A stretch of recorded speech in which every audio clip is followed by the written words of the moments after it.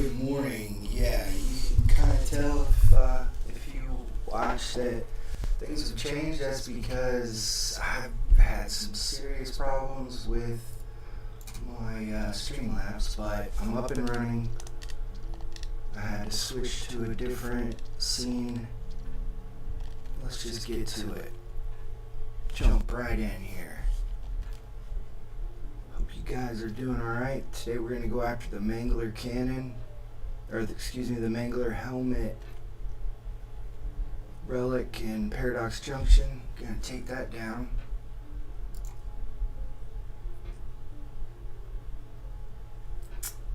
We're gonna knock this out. So let's get going, and we've got an exciting topic to cover as well.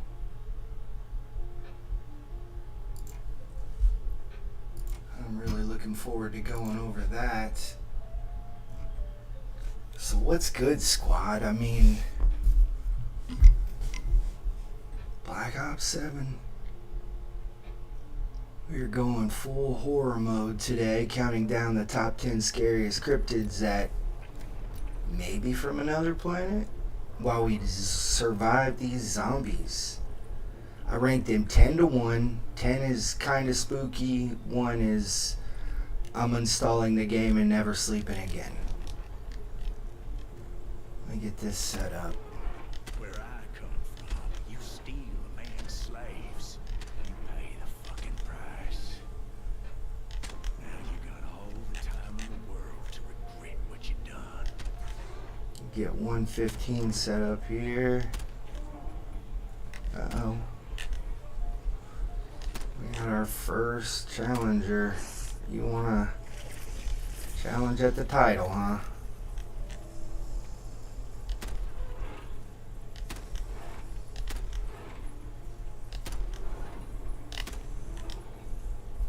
Yesterday we took down the Agarthan device. I wasn't able to go full stream, but if I had to fulfill my Rumble obligations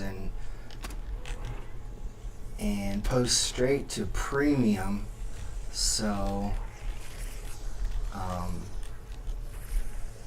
but today, alright, that looks good. And yeah, so drop your personal number one scariest cryptid in the chat right here. I mean, I'd love to read it.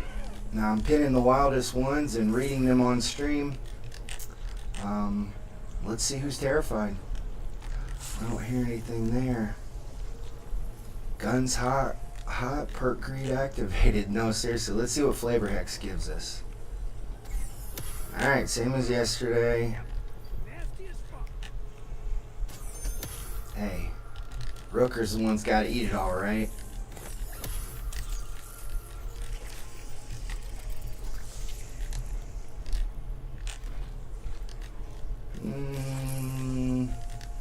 Probably. Give him that perkaholic. Perks are there for a reason. Don't ever hesitate to use them.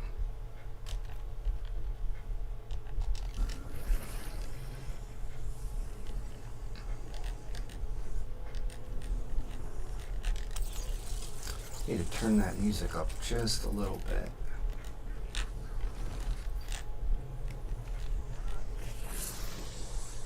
I'll get to ya.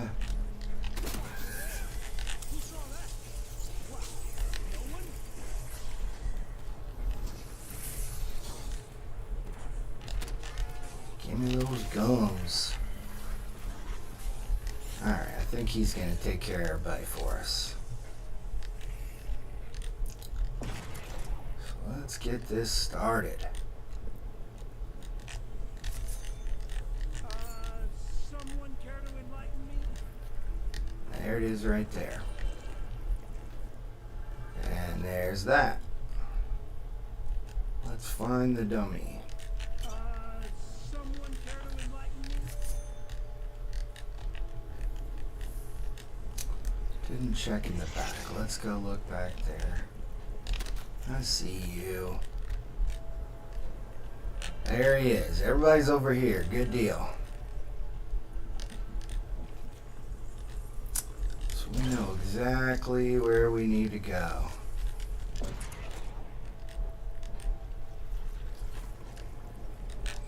That's disgusting. Perfectly fitting for the cryptid discussion, huh? Zombies eating zombies.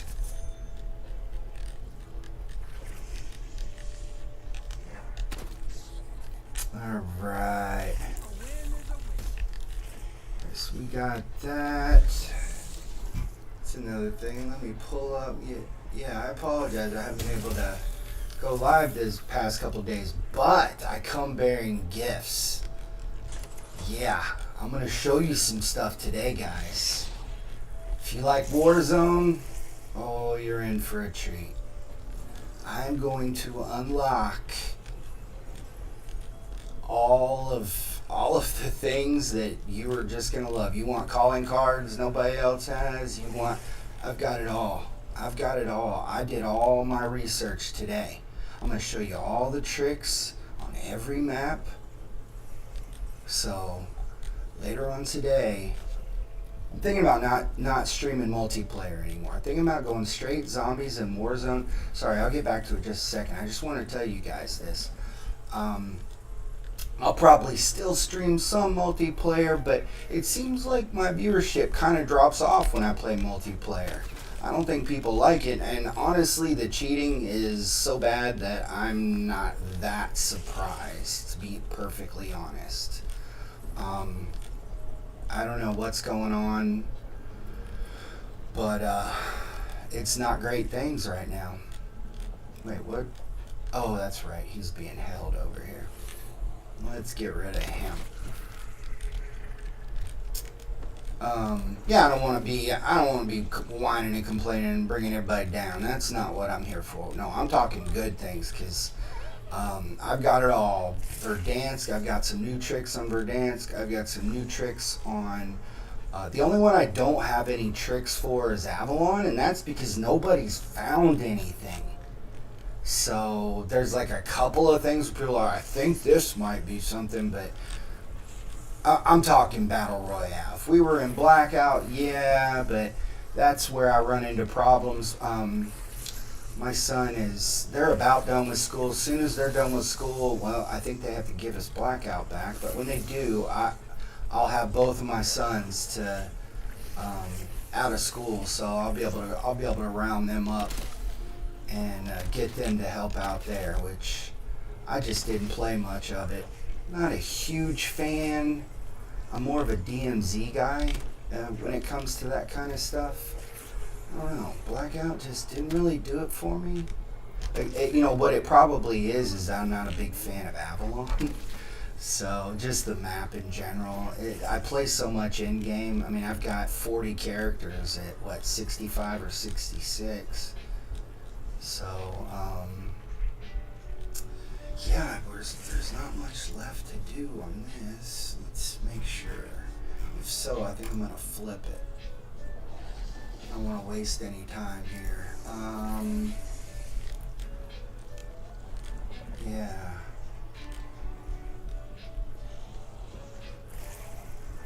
Yeah, I think I'm going to flip it here. Oh, it won't let me. You know what I should have done? I should have killed these guys over here, but I got to talking. But that's alright. I'll just have to wait. Wait for these slowpokes to get over here.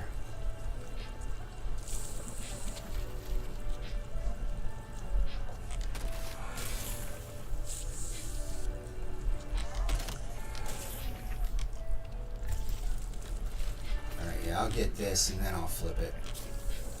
If it'll let me. Actually, I don't think it'll let me yet. No big deal. Just need to keep an ear out for Mr. Peaks. Check my audio, make sure I didn't leave it high on you guys. Now it's good. I had it turned up a little bit yesterday. Haven't figured out how to stream to Rumble Premium with an actual face cam yet. I need to figure that out. I need to I need to talk to my number one employee, the AI, and get that to help me out there. Yeah, I had to go scorched earth on Streamlabs desktop. I had to completely uninstall, reinstall. Still didn't work. So I'm going to have to compress the file and send that to them, see if they can fix it for me. So I won't be able to use I can't dual stream, and I can't, there it is. And I can't get the zombies overlay to load, so, and that's my go-to, man. That's what I want back. I'm gonna get it back too. Zombie apocalypse.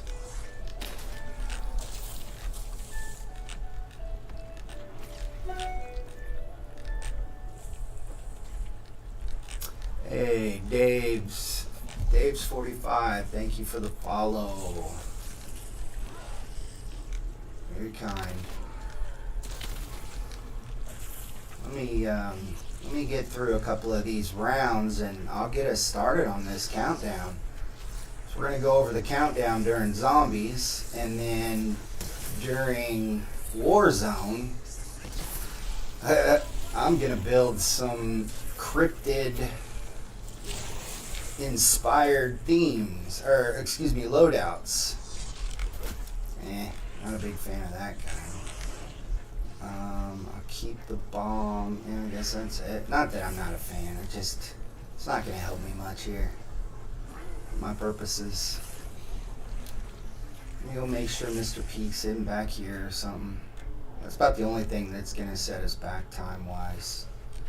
Just hoping I get Mr. Peak. Mr. Peaks. Jeez, where'd they all go? That was a quick despawn.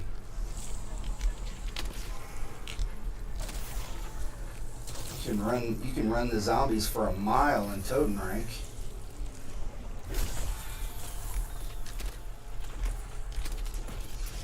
Using a couple of new perks today. No hardened plates. I've gone full retaliation. Let's see, dead point on dead shot. That's my go-to. I'm just trying to maximize my damage here. When I get into those upper rounds, I don't wanna play around. Did you kick? You did. I mean, I thought you're supposed to hold them. Yeah, I think I'd rather have the Belix than this. Was there a bomb? Yeah, let me have that. I'm still trying to get the supercritical canine medals. Killed 5 or more with the effects of a rat-out explosion. Huh. Get 10 rapid critical kills using melee weapons. You know, I just need to get into directed mode, maybe. Just really play around with those. Yeah, I wouldn't recommend hitting.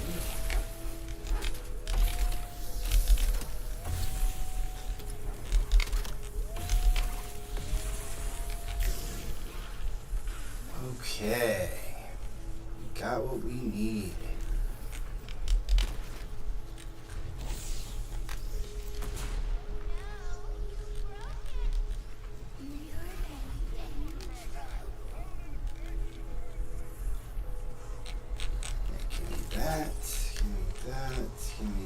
Don't need that. Wait a second. No. Give me that. Give me. Oh, yep. Don't need that. I'm not going to be keeping the Velix, so I may as well put it on my knife. And I guess that's it.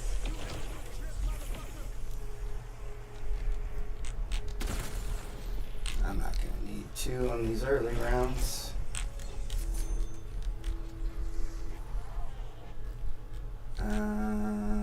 Yeah. And yeah. Someone care to enlighten me? I'm sorry, did I invite you guys in? But I got the skill.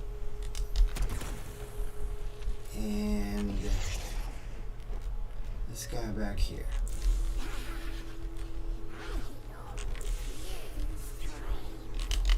Yeah, it doesn't. You don't have to do the acid on it, the free perk. If you've got all the perks, it doesn't give you an eternal perk. So it's not even worth dealing with all that. Just use it up, get rid of it.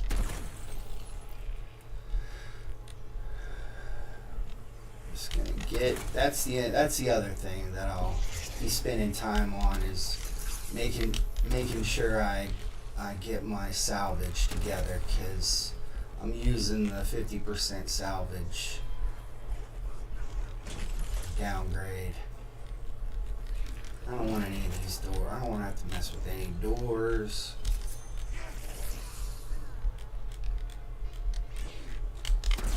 Don't get up for me.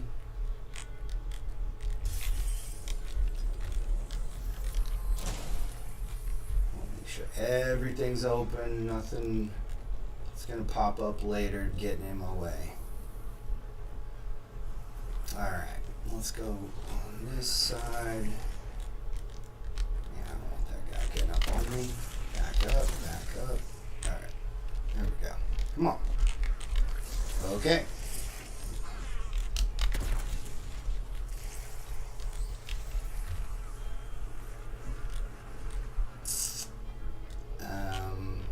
Oh, there we go. Oh, come on. Jeez. Take that.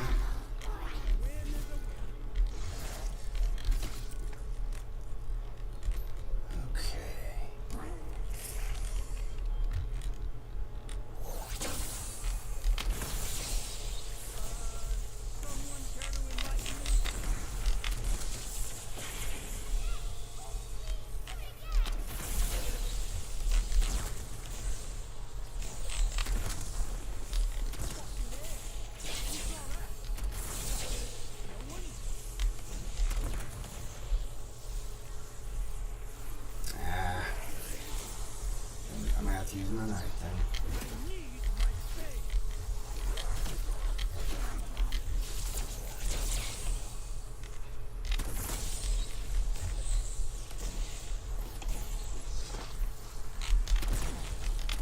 Alright. Got that done.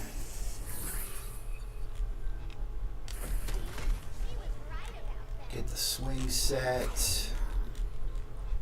I mean, I may as well go ahead and... Oh, it's already open. I didn't even realize you could do it just with your 1911s. Your Mustang and Sally. Look at that, yep. Alright, swing set. I already have the sealant. Someone care to enlighten me? Okay, we can flip it now.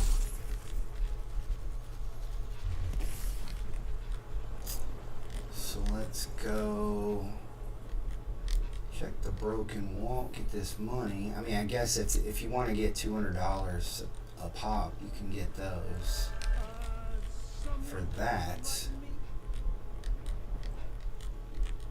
Wait, not this side. Oh, it's in the garage? Yeah, I think it's in the garage. There we go.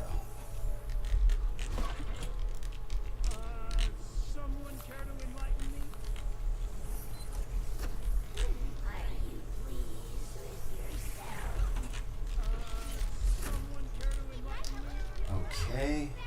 I don't even know. Oh, that's right, yeah. Then, let's see, RCXD. Next step.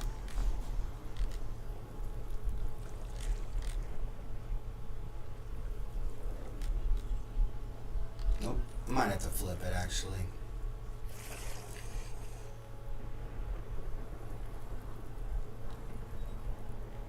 But I'll take a quick look-see before I do.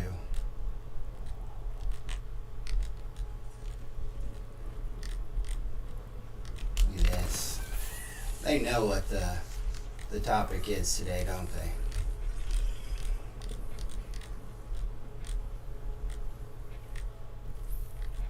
Let's see. RCXD, no. Alright, I think I have to flip it.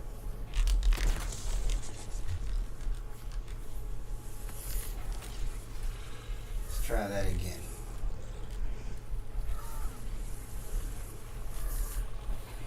There we go.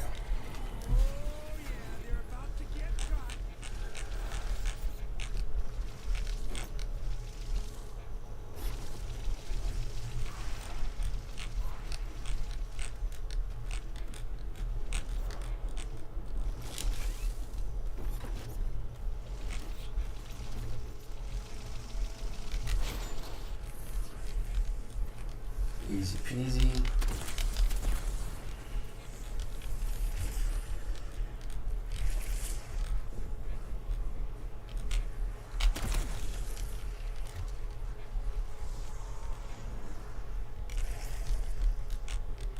Serve Ethereum. Let's get the head. Let's get the meat. Let's get the bones.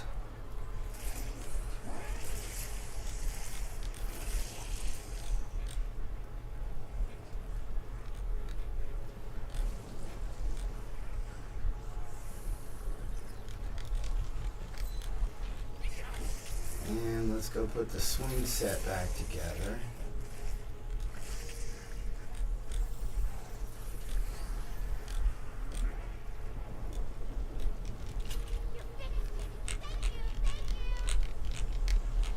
Oh, I didn't even get it, did I? Gotta get the chalk.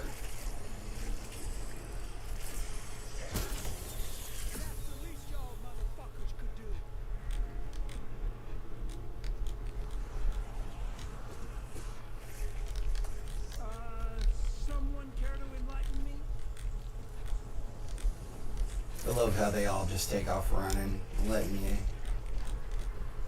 check out the chalk.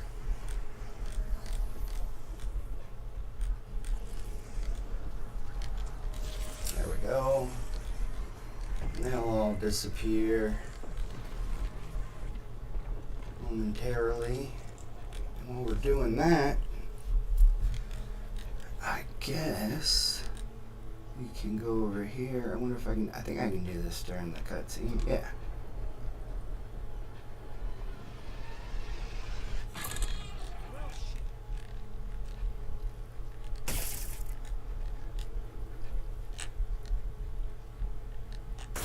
Oh. Oh, I can't do it yet.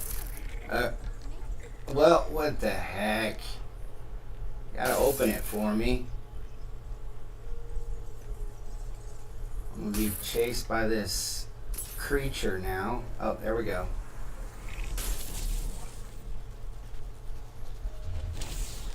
Alright, now let's go find it, get another pop crystal.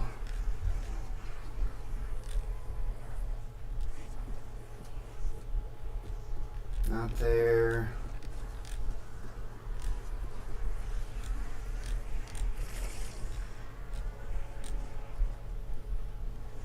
There she is.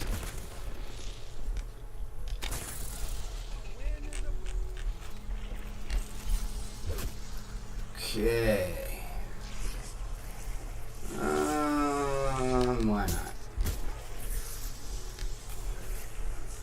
That's it. Okay. So now let's get the parts that we need here. We need the bucket.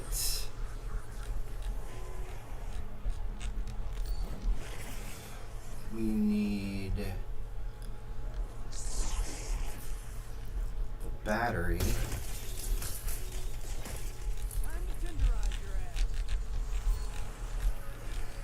We need the chunk of meat.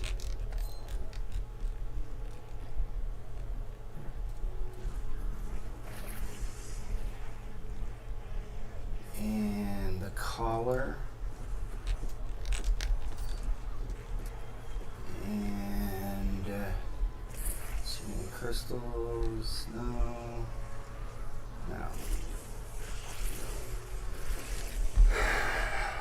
I think that's it. So there's a crystal. Meat, bucket, battery, collar. Yeah, I think that's it. 7 things.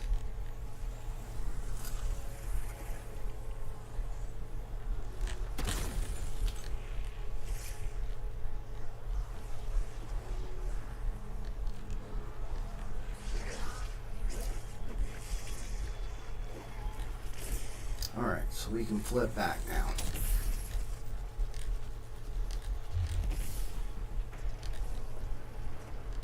Alright, I am not activating that until we get further in and I get more geared up. So we just need to wait for the tormented zombies so we can get the Sunder Gap. Something else I can do is I can go ahead and start hitting up the mystery box.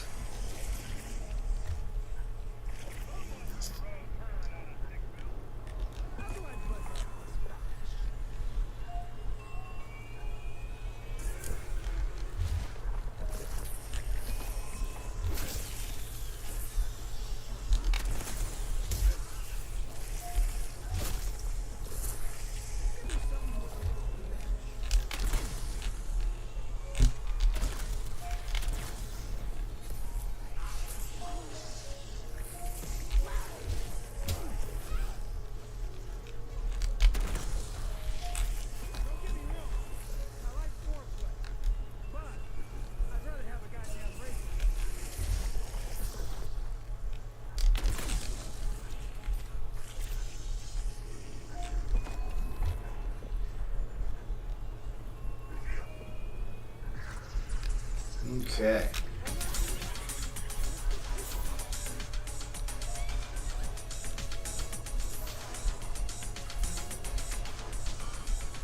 Getting that for me? Oh, there he is. I think maybe I need to wait for the dances to stop.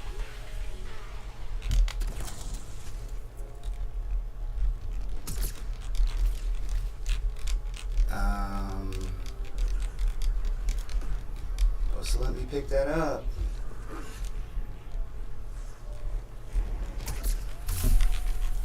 And he won't let me have it. Okay. I'll do it again.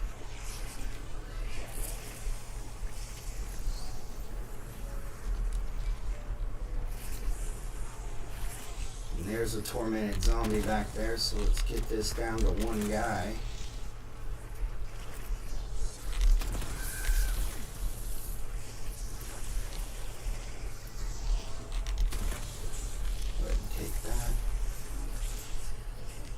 Save it for my mimic friend.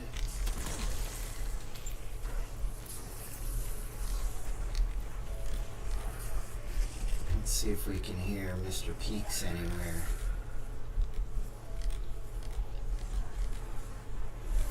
Nothing yet.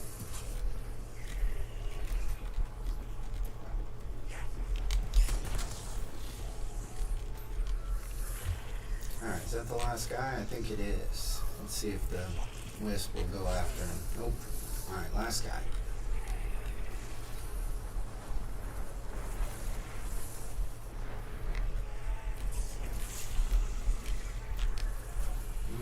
No. Oh.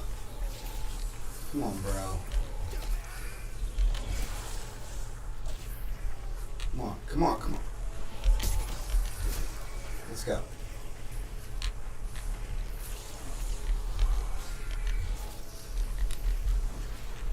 Get up here. That's going to count for this round, which is unfortunate.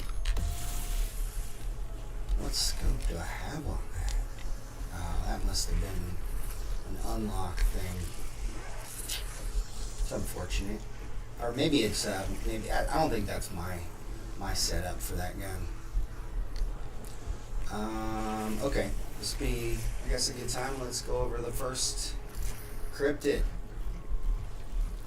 And so I went over the rules. So I am going to be, you know, talking over gameplay this whole time. So bear with me some. And, you know, make sure every time I go over one of the entries on the list, help me out and spam your reaction. You know, terrified, mid, alien confirmed. I mean, anything that comes to mind, you know. Let's see.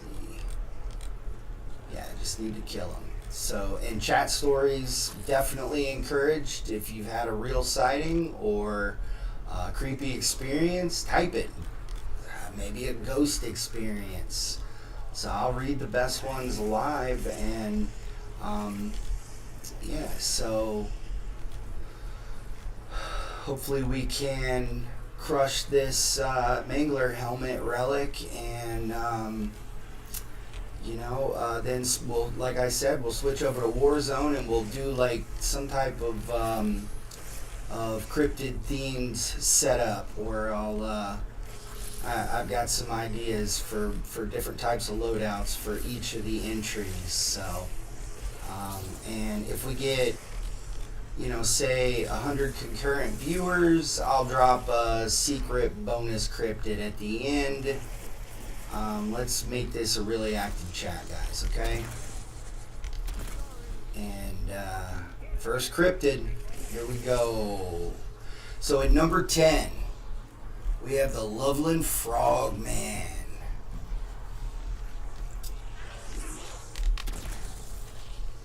If you've seen the Frogman movie, I mean, indie, not terrible, but yeah, so Ohio, let me set this up, let me get this where I can actually read it. So 1955, the legend states that a businessman named Robert Honeycutt, some sources I read, the businessman didn't want to give away his identity. But this I did find this in one source. So he's traveling down an unnamed road very late at night. I think it was like something like 3 a.m. Hey, I've been there. I used to travel across the U.S. the previous career I had, and so I've been lost on some sketchy roads late in the middle of the night. But something unmistakable caught his eye. Turning, he spotted multiple, depending on your source, multiple 4 foot tall creatures with leathery skin, a face that resembled a frog or a lizard, and webbed hands and feet, and it had deep wrinkles. Let's see if we get this. And it had deep wrinkles where its hair should have been. There we go. Oh, you gotta be kidding.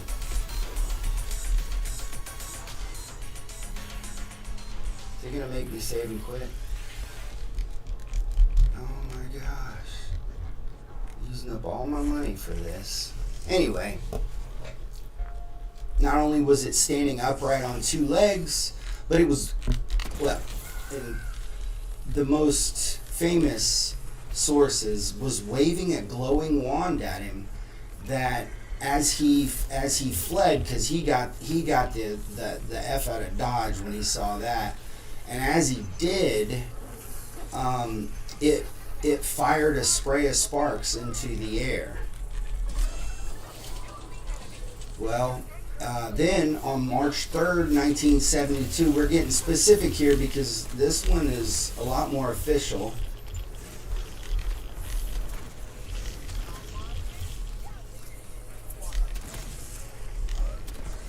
I like how they don't force you to kill the dogs. They stop spawning, so you can get the trial done instead of worrying about the rat hounds. So on March 3rd, 1972, 1 a.m., police officer Ray Shockey was patrolling. Let's get this. Ray Shockey was patrolling Riverside Drive near the Totes Boot Factory.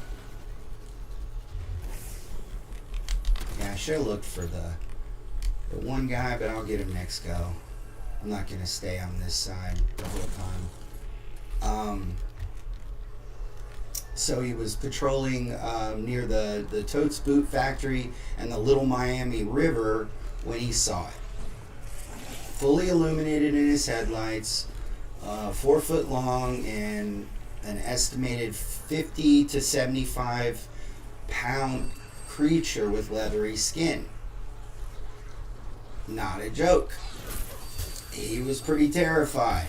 Another officer investigated, because his buddy was pretty shook up, but at the same time, he was getting a lot of criticism from the other officers and his superiors when he told them what he saw. So another officer went to check this out.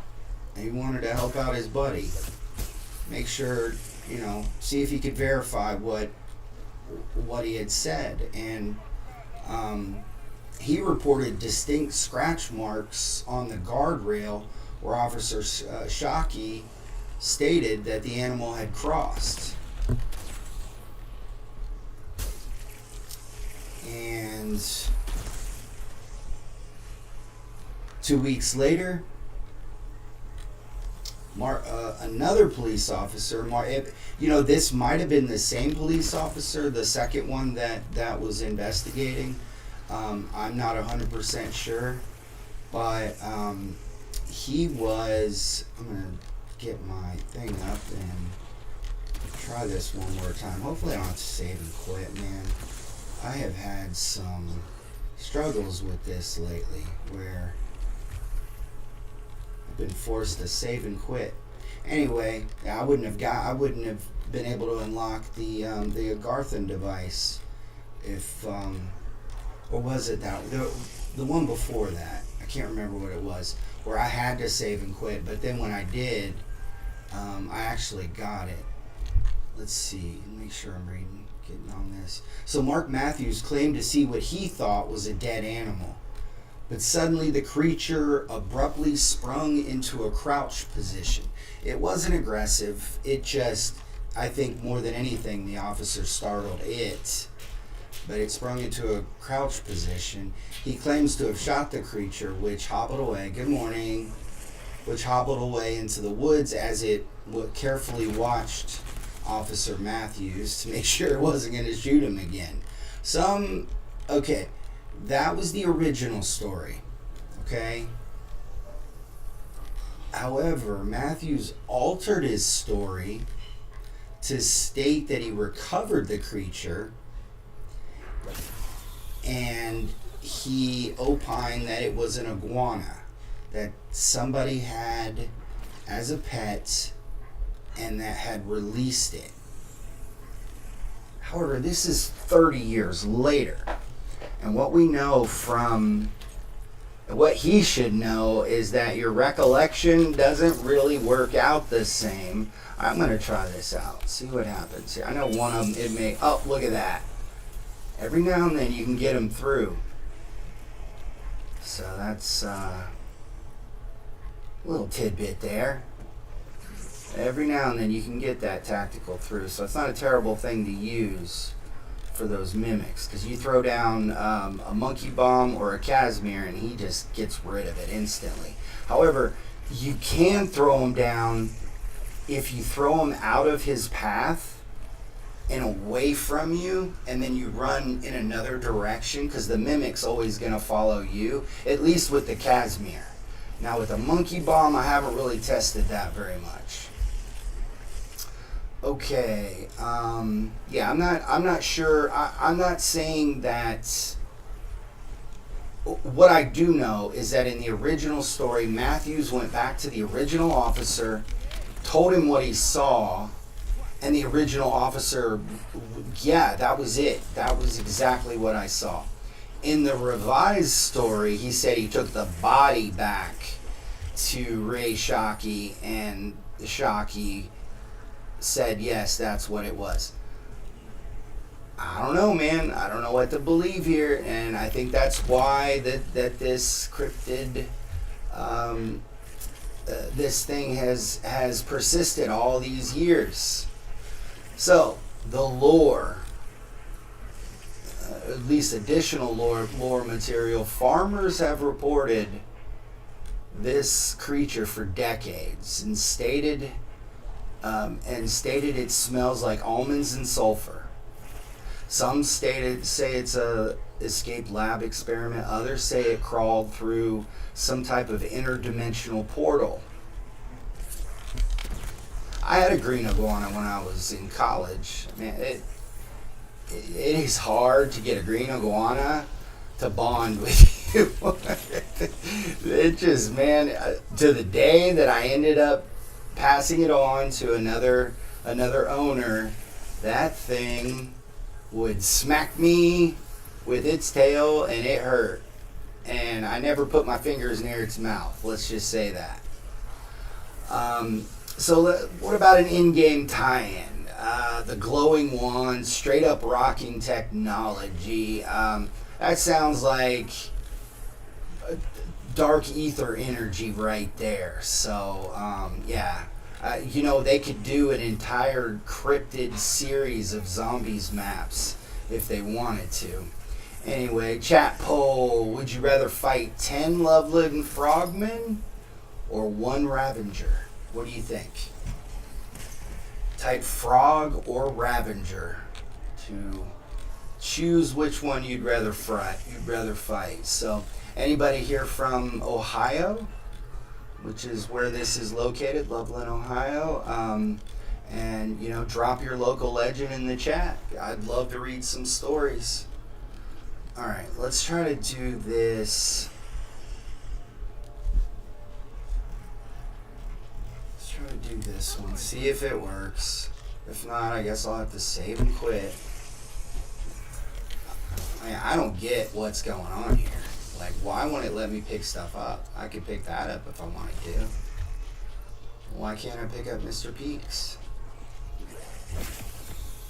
Hey, looky.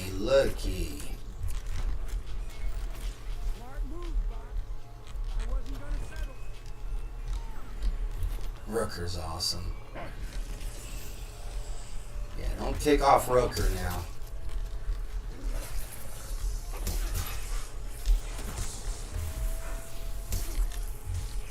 Oh, come on. What am I doing?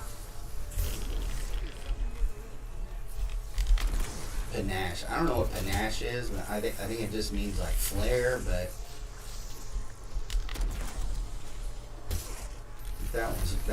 that word a little before my time. And I'm not a young buck either. Alright, here we go. Hey, this is what I wanted to see. There we go. That one worked. Without further delay, let's pop this one where he needs to be. Alright. So now that we have that, let's flip it. The only thing I can think of that might fix our... Wait. No. That might fix our little issue is maybe I might need to do this after a true Radhound round. And that might fix it. So that's what I just did. So it might be because I'm flipping over to these, but I don't know how that could be the case.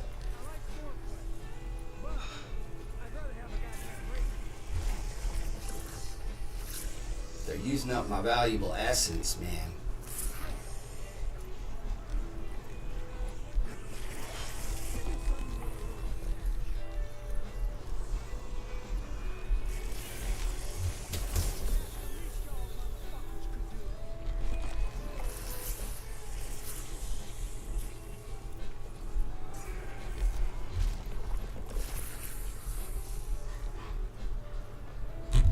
After I get this one, the only ones I'll have left, there is one more on Totenreich. I believe it's the music box that I need to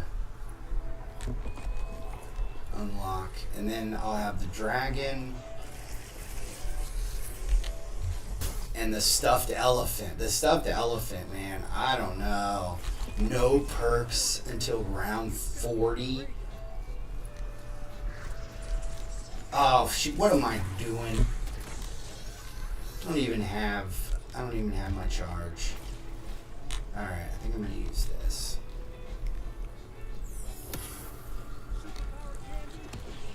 I'm gonna get the, let's see if we can do it again. Look at that. Make sure there's no Mr. Peaks down here. And there he is. Alright. So let's stay away from there. Let's get this TED trial.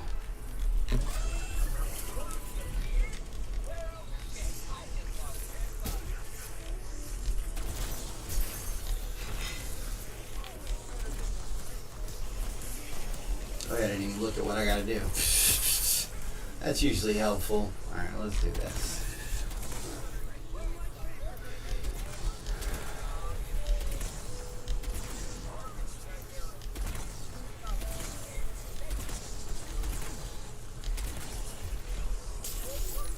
There we go.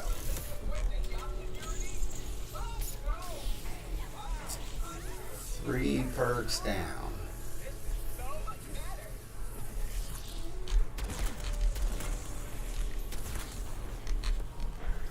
There we go, fire sale.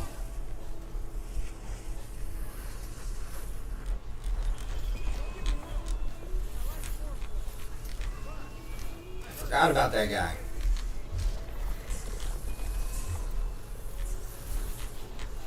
Are these the last two? They might be. There we go, yeah, it's the last guy. Of course he's standing right there. I'm not gonna be able to punch. Great.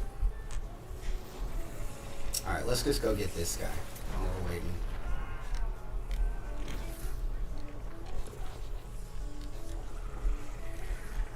What in the heck?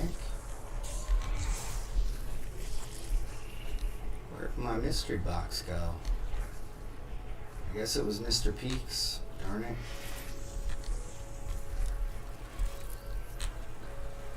Step into my office here.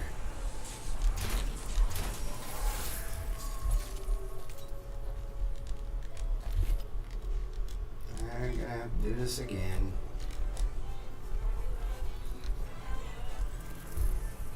What was the leftover? Oh, yeah.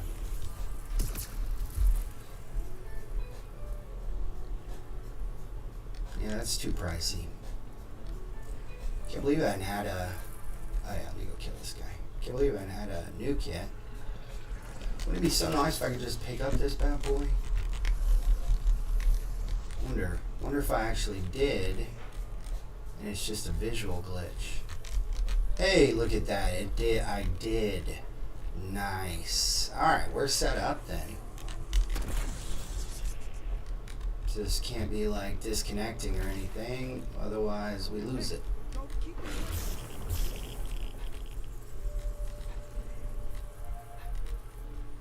Come on, Mr. Peaks. Oh, it's gonna flip on me here.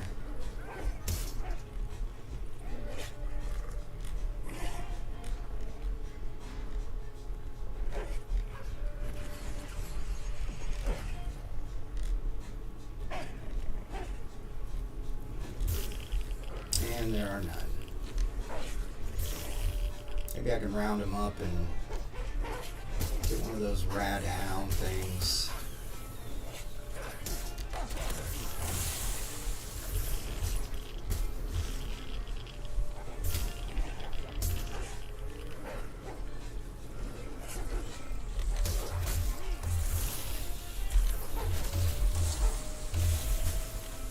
I don't know, maybe.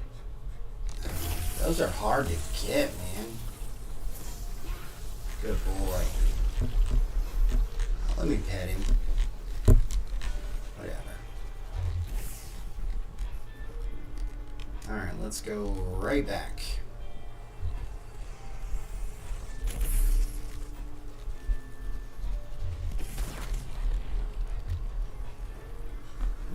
one more of those guys.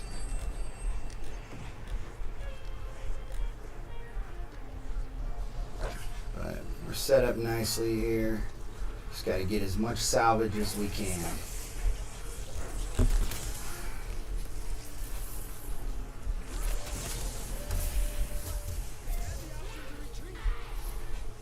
There we go.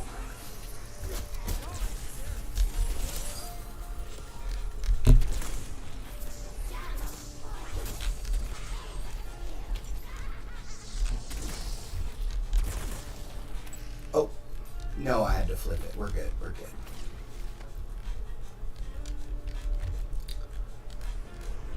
I'm going to switch my field upgrade now. Let's go.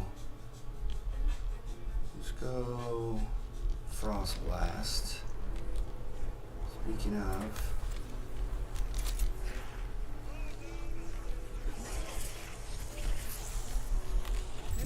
yeah, he got that one. Not that one.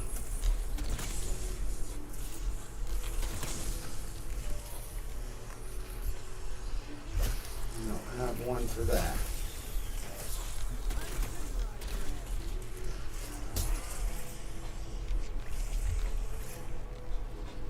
Go grab. Actually, I don't need those gums now. So that'll work.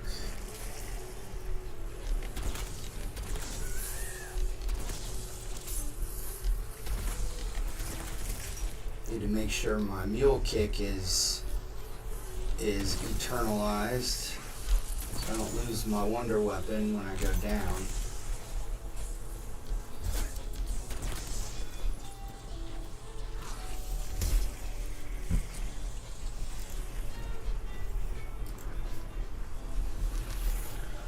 Alright, there he is.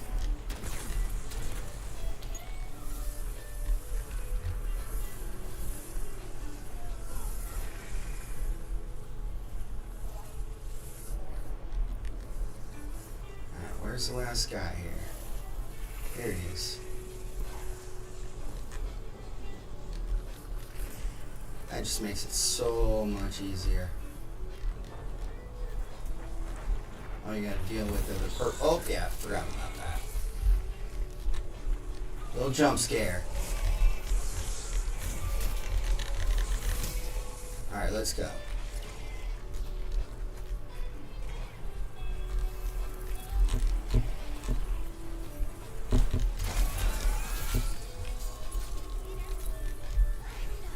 Okay, now I need to flip it.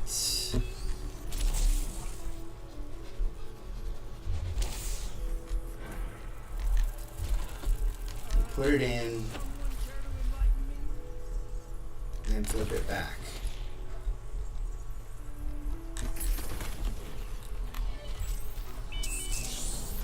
Sorry, buddy. Oh, you got that one. Okay. That's why I got cold. That's why I got cryo freeze for you. Yeah, let me go get this TED trial.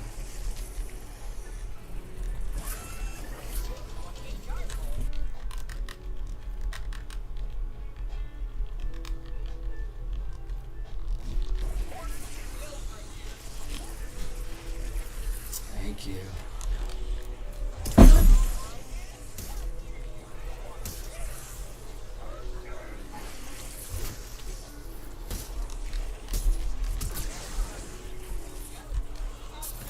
Easy peasy.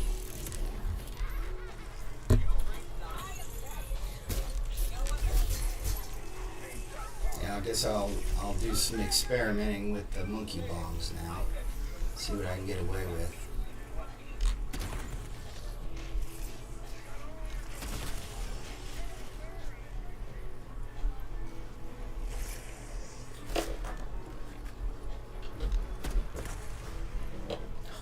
Oh, you spilled it. Oops. The worst part, too. The uninsured part.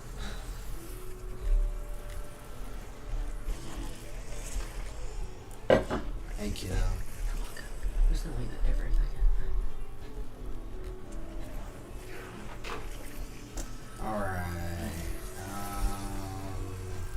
guess I can flip it now. Go get my wonder weapon.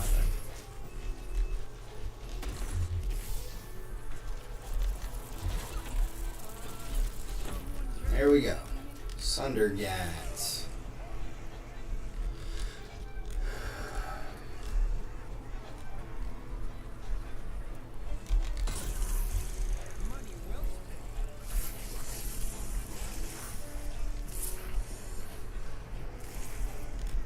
Maybe another power vacuum. I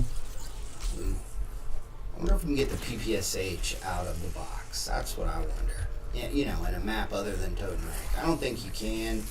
I haven't seen it.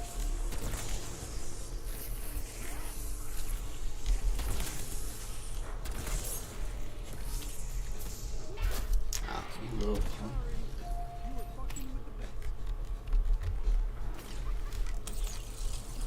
That'll work.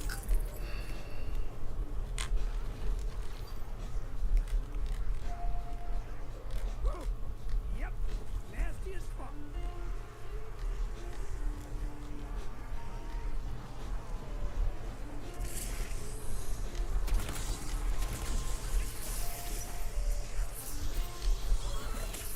Okay, let's try this. Let's see what happens. Let's get away from them.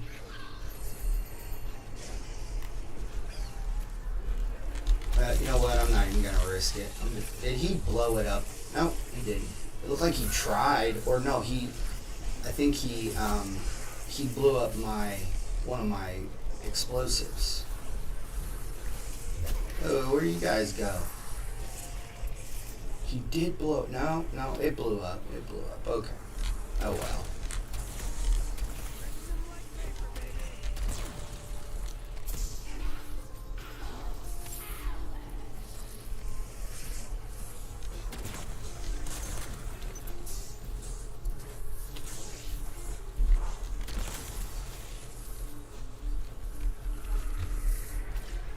Now we wait till round 60.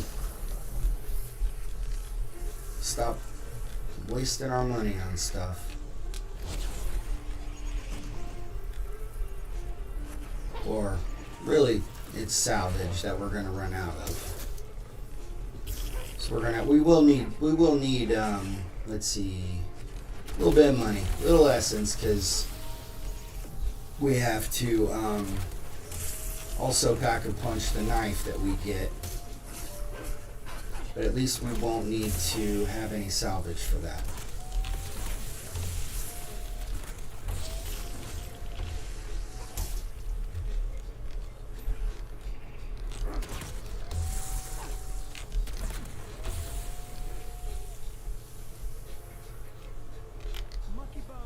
Where's he at? Just for you.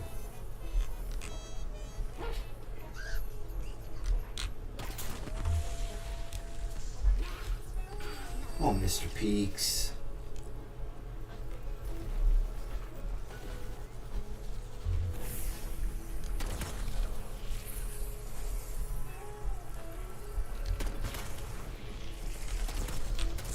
They're finicky. Look at him blowing up my explosives.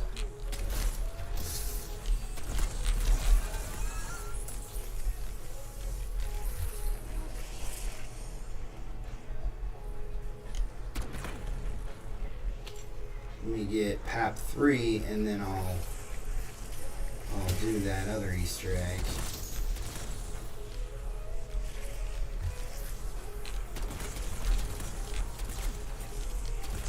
I think those perks that you get like that should be perma perks, internal perks. Well, I mean, I just don't think stuff like that should go to waste. It's a reward. It shouldn't be something that you're like, aww, you know.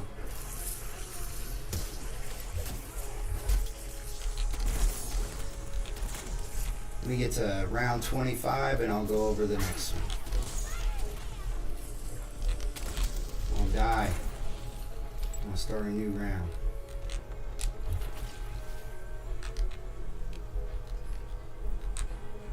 the best thing about these end around double points is that with that relic, it spawns so fast. Oh, look at there. It's my birthday.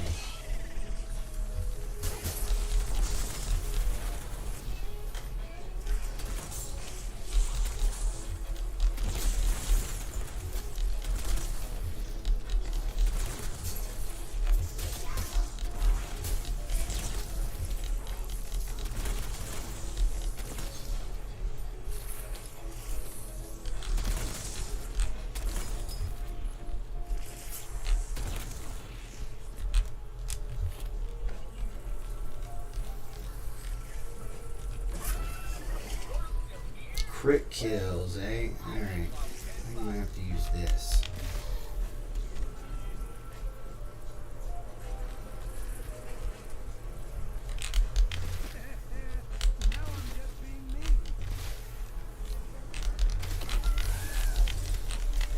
Oh yeah, duh. And plus I have the 1911, so I don't need this as my pistol, but I mean it's better than most other guns, I guess.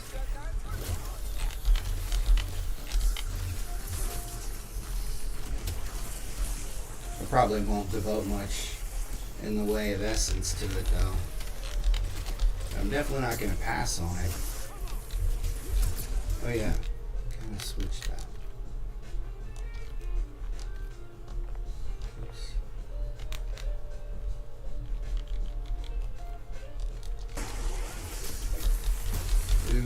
Move.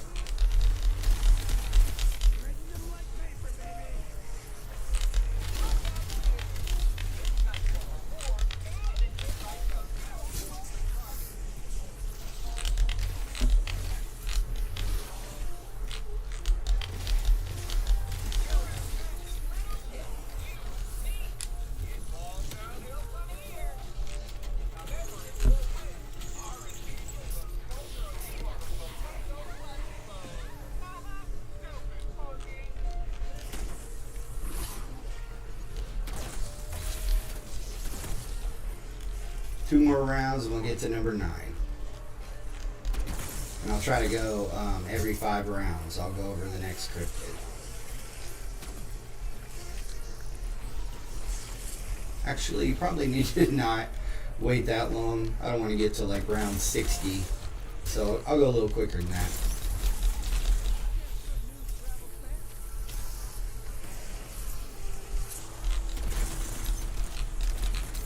But when I get to 25, I'll do it, and then maybe like every 3 rounds after that. That's probably better.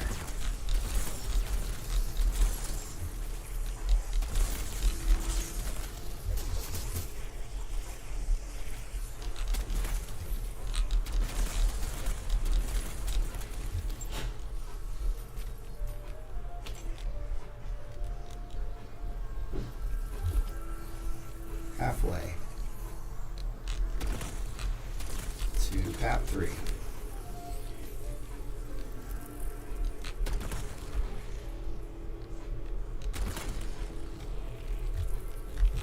One more round.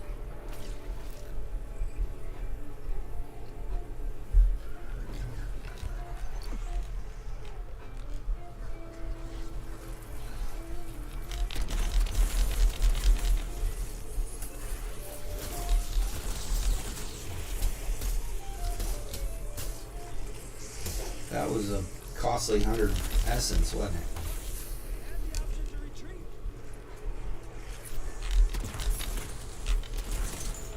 I'm surprised I don't have the Wonder Fizz machine yet. What's up with that?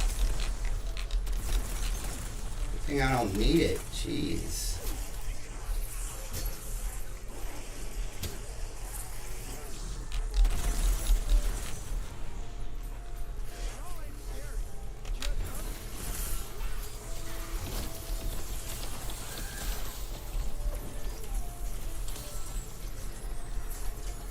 Oh, you're not long for this world. Oh, yeah, never mind. Whoa. He took it on the face. Round 25. Alright.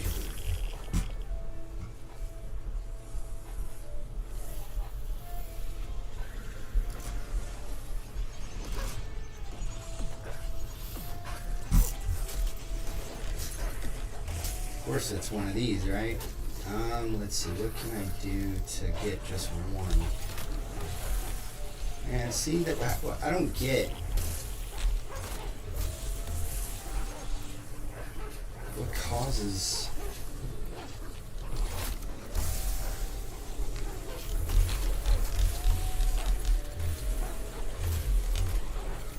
Hey, why isn't it charging? Oh, there we go. Forgot to turn off reduced hip fire spread, but that's alright. It'll just be more focused. Oh.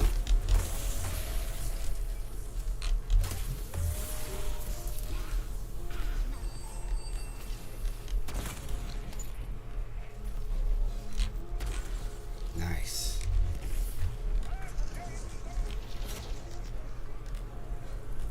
Mr. Peaks. Aren't you working with me here?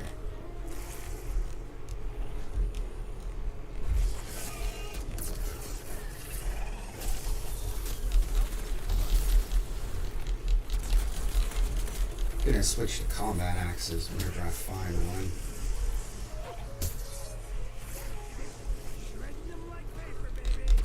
Okay, let me get this pulled up.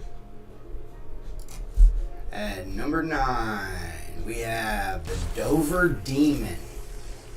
So Massachusetts, Dover, April 1977.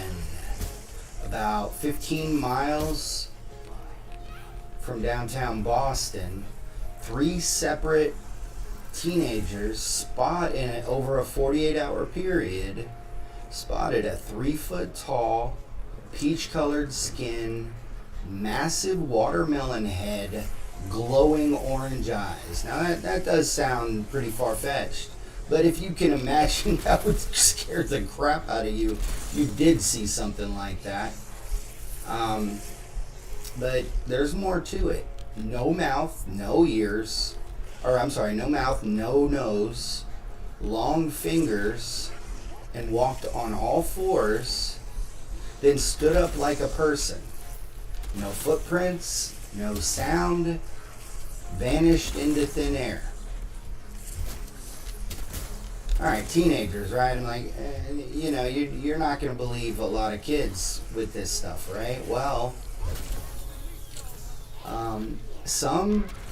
a lot of people take this one seriously, okay?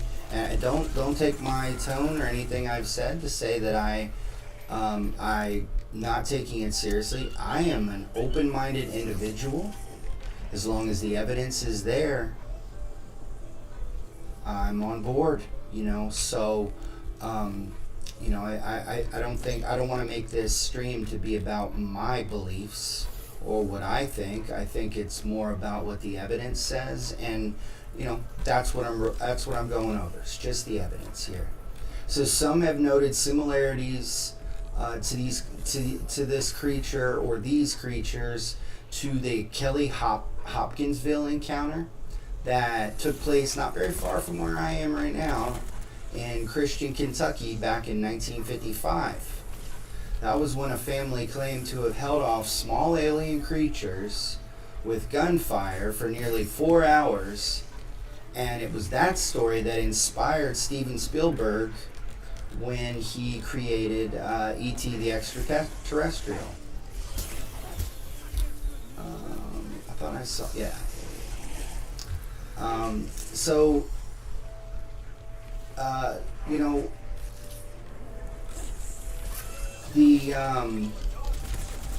RKXD. Dope. 1 second, let me get out of this. I hate being back in that corner. It's not a good corner to be in. Wow, I need to get rid of this guy.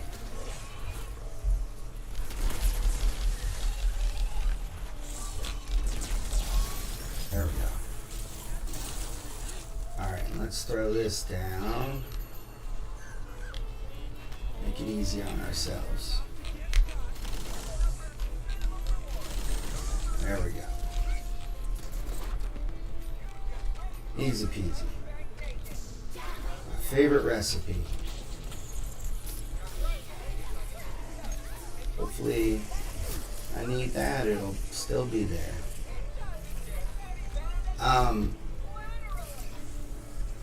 You know, 1 second. Okay, yeah. Okay, I mixed this up with another one. So it was just these teenagers that saw it, and that's why I put it at number 9. Not that, not to discount it.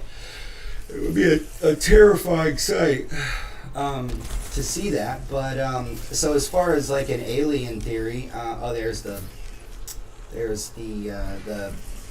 Wonder Fizz.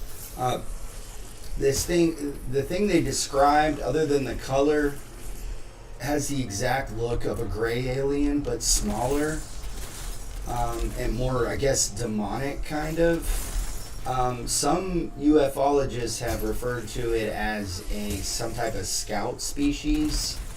But as far as like a Black Ops 7 tie-in here, this is 100% what they based the new Stalkers on. I mean, imagine it crawling on ceilings in the Dark Ether, or Ravengers. I'm sorry. That almost sounds exactly like that. Let's see. Hoping to get a. Wait, you're not gonna make my bombs disappear, punk.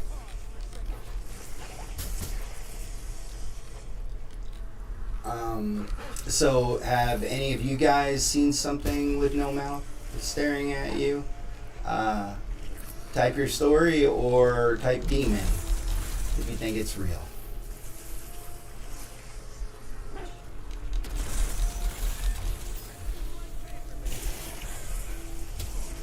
Yeah, I haven't even been doing these things. I probably should get decent salvage from them sometimes.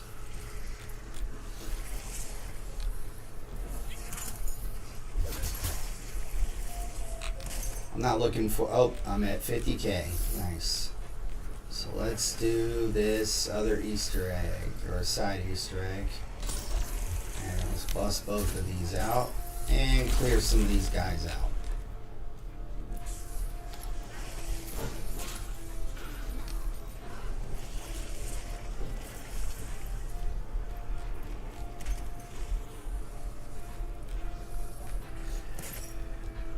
Okay, let's get everything loaded up here.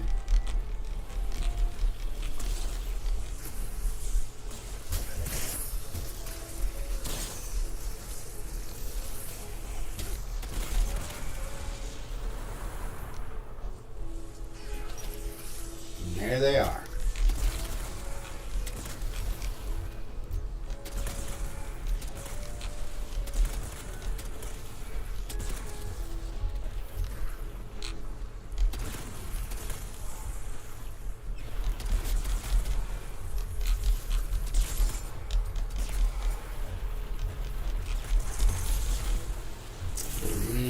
That's enough, yeah.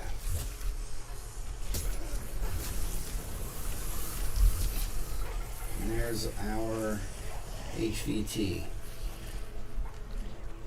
Let's see if we can get him out of here real quick.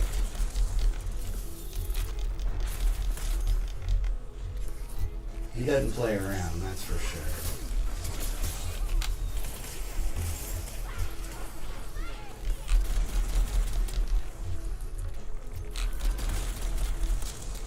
Okay.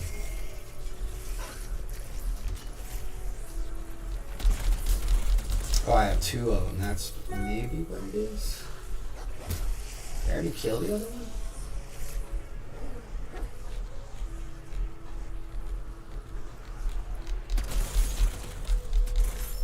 No way. It was that easy?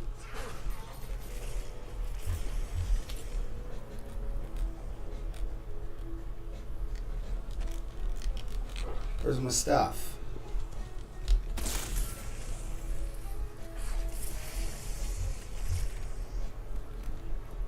You know, this, if there are no drops, This happened to me the other day. I did the same exact thing happen.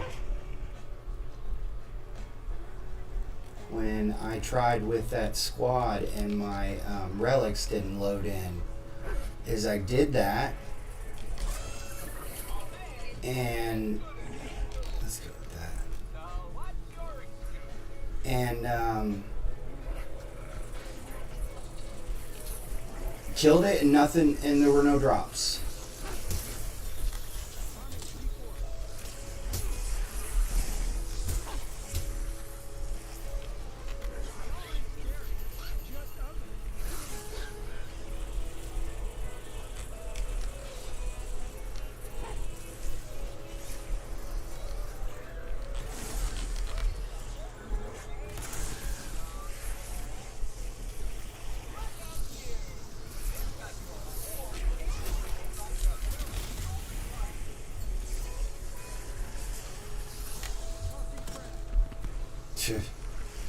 I was aiming. Oh, there they are. Okay. Good deal.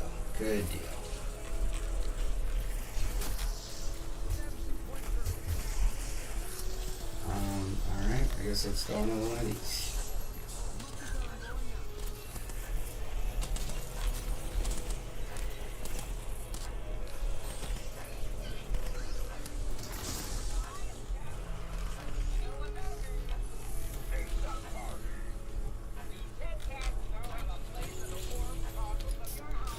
Come on, mule kick. Nope, not yet.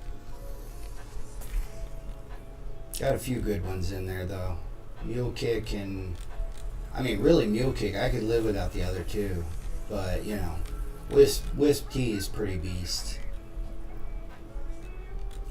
The monkey distraction is. Oh, and I can go upgrade this gun to ultra.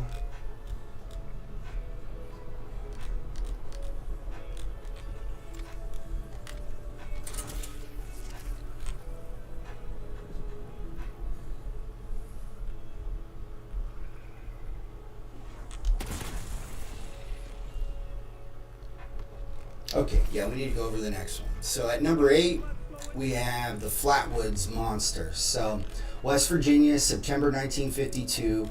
This is the one I was thinking of. Two brothers and a friend see a fiery object in the sky, across the sky, and that it lands on a nearby property. Let's throw this down. Let's see if I can pinpoint one of these. They just don't blow up. You gotta have insta-kill active to get that. It just that's frustrating because I mean I like to save my insta-kills, but okay. This is what I'll have to do.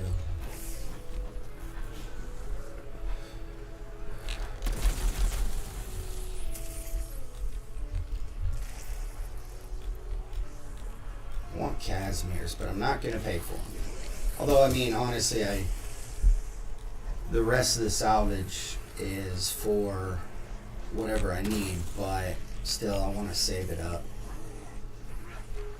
So the Flatwoods Monster, recounting what they had witnessed to their mother. So yeah, so I mean, these are younger kids again, but you know, they want to get an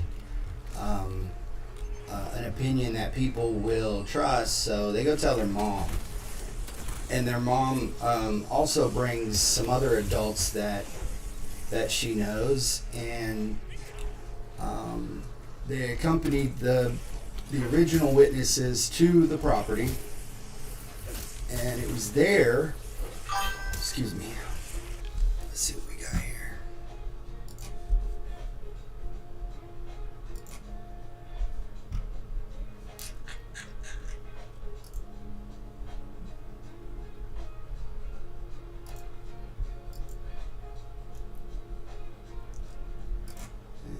Make sure I'm not leaving anybody out here. Just let me get this set up so I know if anyone wants to chat it up.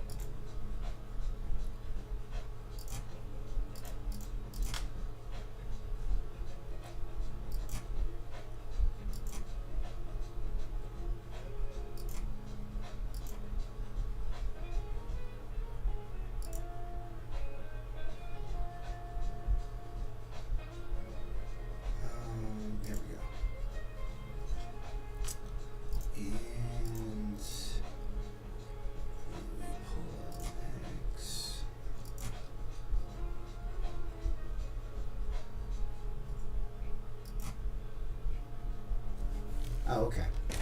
We have a raider on the stream. So, yeah, they go and they check out the property, and they spotted a 10-foot tall creature with glowing red eyes, a metallic suit, and a spade-shaped head. So, hold up. Yeah, they go and they check out the property. Is that what they do? They spotted a 10-foot tall creature with glowing red eyes. There we go.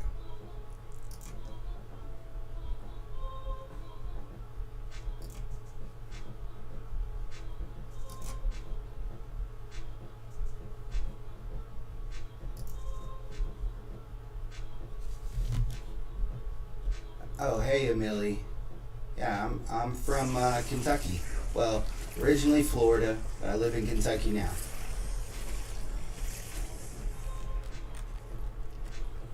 Sorry about that. Didn't see you over there on Kick. I got them all pulled up now. I'm streaming to like 8 different streaming services, so just gotta make sure I'm double checking everything. So anyway, they check out the property, and yeah, they see the metallic suit, a spade-shaped head, but what they eventually think is that it was some type of like the clothing that he was wearing had like a spade shape in the background, but it had a pungent burning metal and sulfur smell. And I'm pretty sure that's a common smell in UFO encounters. But the whole town reportedly got sick right after this encounter, which is something that we'll be talking about later on. And then newspaper stories got a hold of it, or newspapers got a hold of it, and it was carried throughout the country. And the story was broadcast on radio stations across all of the large networks. But the government, which it's notable that the government said anything about this. And that just goes to highlight the amount of coverage that this got. Because, you wouldn't really expect the government to say anything about cryptid sightings, but they did, but they brushed it off and said that it was just a meteor. Doesn't really sound like a meteor to me when you have, passengers. I don't know. A hoax, maybe that would have been maybe a better way to try to hush it up, but that's not what they said, so they sound ridiculous. So a classic close encounter, and the suit, the smell, the sickness, these are all things that are pretty common in UAP type. I think it's what the fifth kind of contact. But definitely not something that sounds like it's from Earth, that's for sure. And it could be the setup for the final boss of a new map or something, and dropping pulsing red light essence and surrounded by a green mist or something, and I don't know. But anyway, so metal suit if you believe it's an alien, or drop your best UFO story. Like I said earlier, anything you type, no judgment, and I will read the most insane one, the craziest encounter on mic. So go ahead and do it.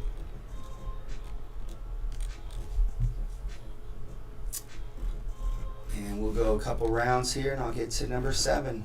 Oh, there's my axe.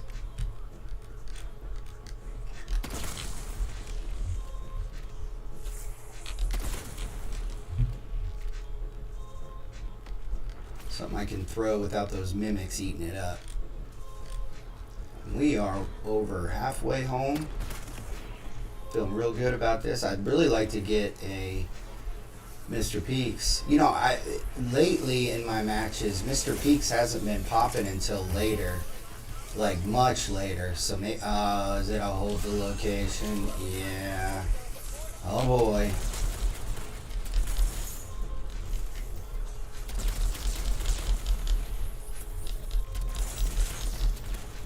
Wish I had the Jotun star here.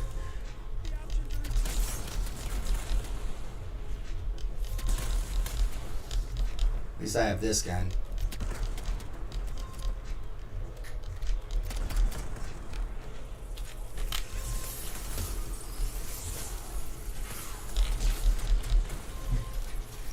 Alright, I need ammo though. Ah! Get back. I think you only get like 7 or 8 seconds that you can be off of this spot.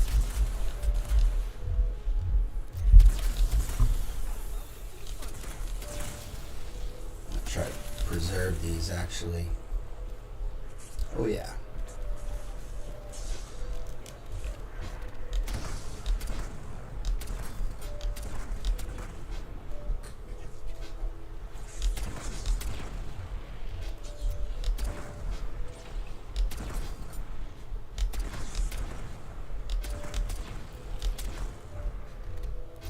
I need to turn that off where it switches after I'm out of ammo. I turned it on yesterday.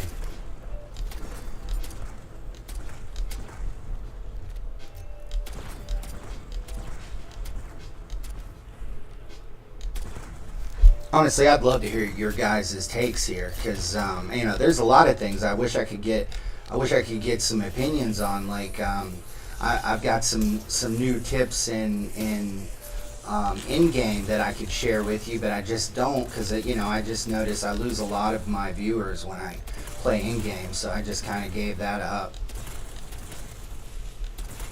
But you know, even if it was only a couple of you, I would still do it. I'm not really that worried about, you know. Well, I don't want to say that in a mean way. But oh, I got mule cake. Nice. I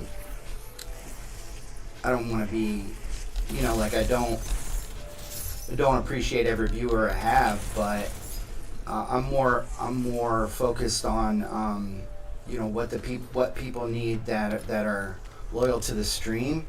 So if that's something that you play and you want to see some tips like soloing the new glitch, things like that, and you know, the best steps to doing that, happy to share. I can pretty much help with any calling cards. I'm always willing to help out if anyone needs a hand in game as well. Alright, I guess I'll just put this on my knife. I mean, I don't know what else to do with it. I might lose the knife later, but whoops. Hard to believe I'm only at 10K. Where'd all my money go? I think it's time for a double points here. I don't even have golden armor yet. Jeez.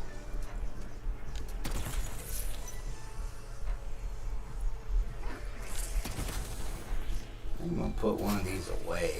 It's using up too much. That's what it is. You know that? That's what it is. It's reloading. That's what killed all my money. Let's lose one of these here. Oh yeah.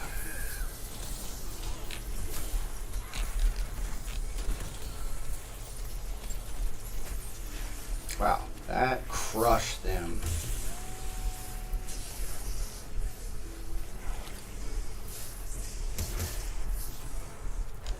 Guess next round on the double points, they died really fast.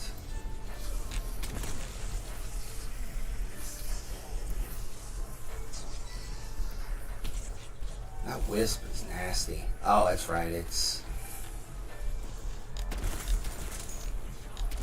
It was insta kill. Wish I had that on a dog round.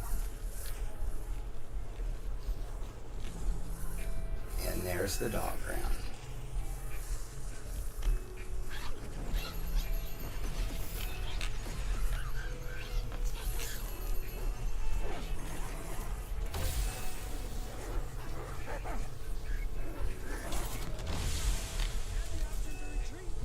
Did that one count?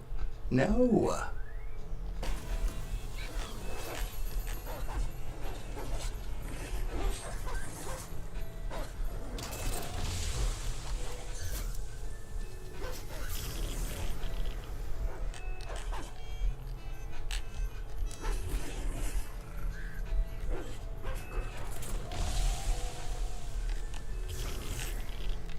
None, probably. Yep.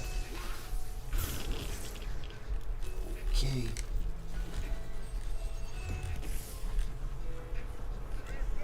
Mr. Peaks is holding back his goodies. What the heck, man? You gotta share.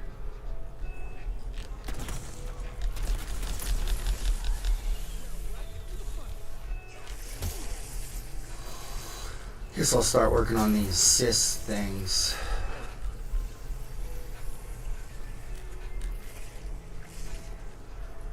It's gotta be one that I never did. Here it is. Because they're not respawning. So I can go ahead and use this.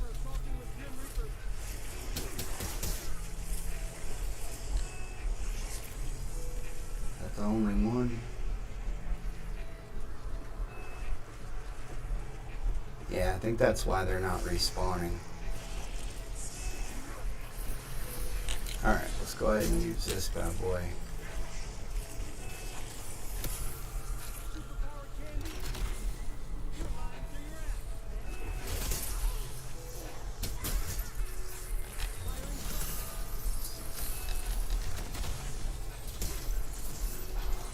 That thermal spike.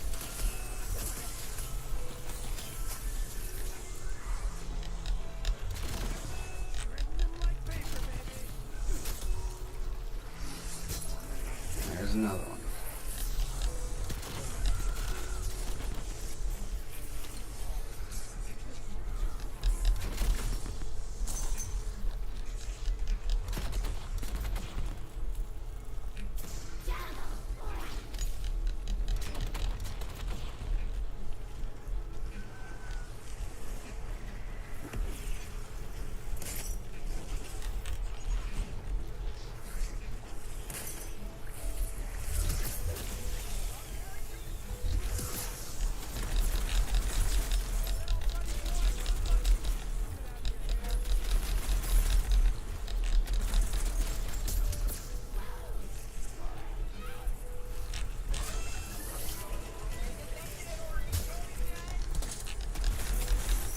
Oops, should have waited.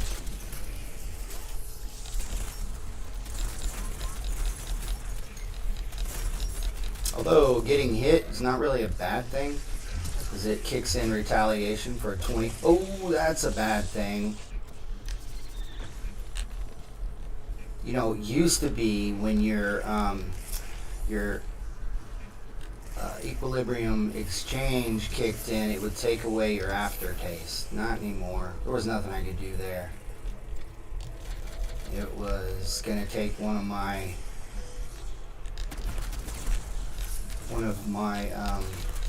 equivalent exchanges, whether I liked it or not. Oh well.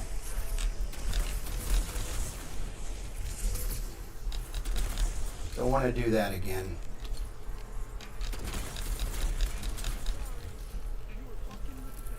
I need to be careful with where I'm shooting. That's what killed me. was blowing up my armor.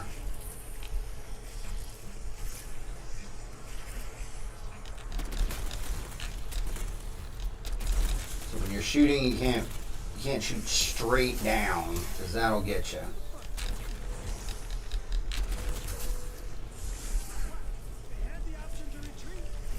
Oh yeah, crouching. What am I doing?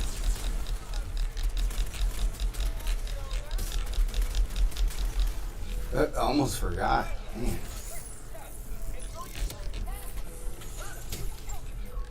Looky there. So let's go ahead and put it on here. Okay, move. Nope. That was a close one. Alright, let's just go ahead and do this. Whatever it costs, it costs. Stay out of that corner.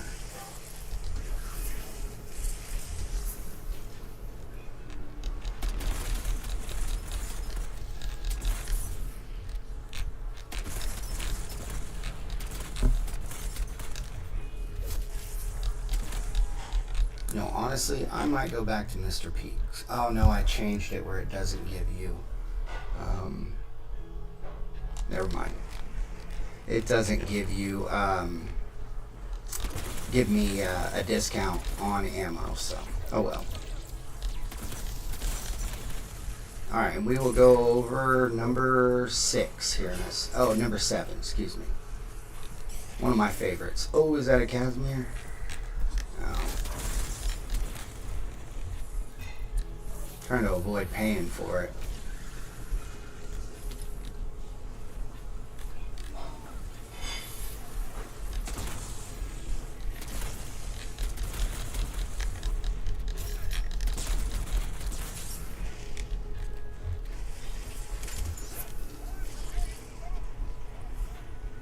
It reminds me a lot of the explosive ammo in in-game. Man, that will kill you so quickly if you shoot.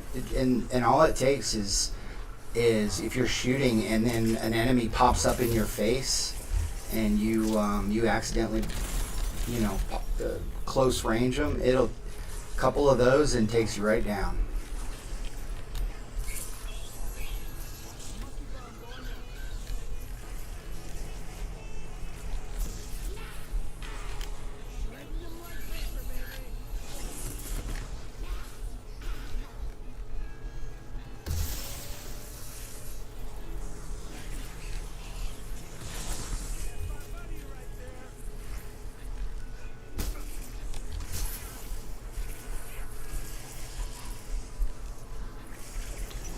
It's so crazy. Like sometimes I'll go down in like round 13 or something, but then I won't go down again until round, 68. I don't get that. It's just like, I guess maybe I'm being a little careless early on. Hard to say.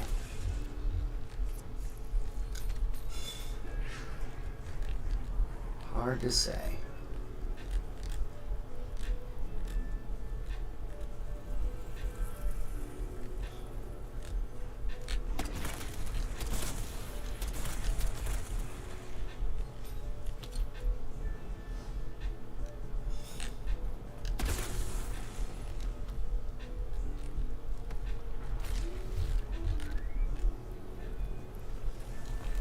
Alright, number 7. Probably my second favorite on this list, and that is the Jersey Devil. So, Leeds Point, Pine Barrens, New Jersey. The legend starts back in 1735. A woman, Mother Leeds, she's already given birth to 12 children.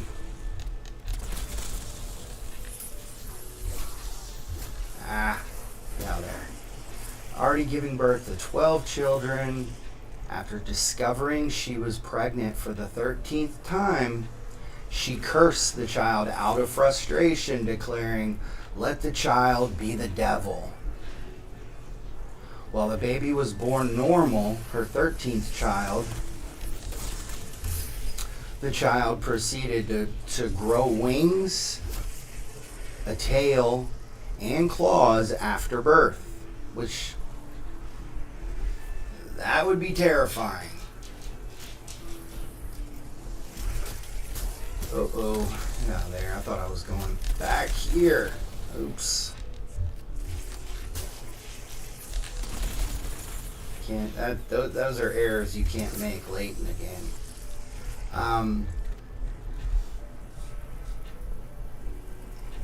The transformation also included a horse head. Well, what had the appearances not of size but of shape of a horse head, and the wings were described as bat wings. Cloven hooves. That's kind of what killed me last time. Looking away.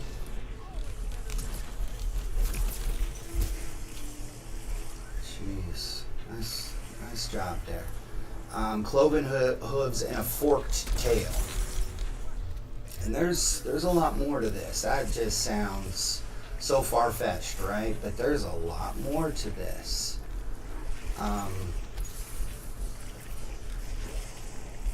The baby was growling and screaming and went on attack mode with its tail before flying off. The legend states that Mother Leeds was supposedly a witch and the child's father was the devil himself. Researchers, and here's what I was talking about. Researchers were looking into this story, trying to give it an open-minded perspective. Maybe the details might have been, and there I am out of ammo again. Let's try with this for a bit. And,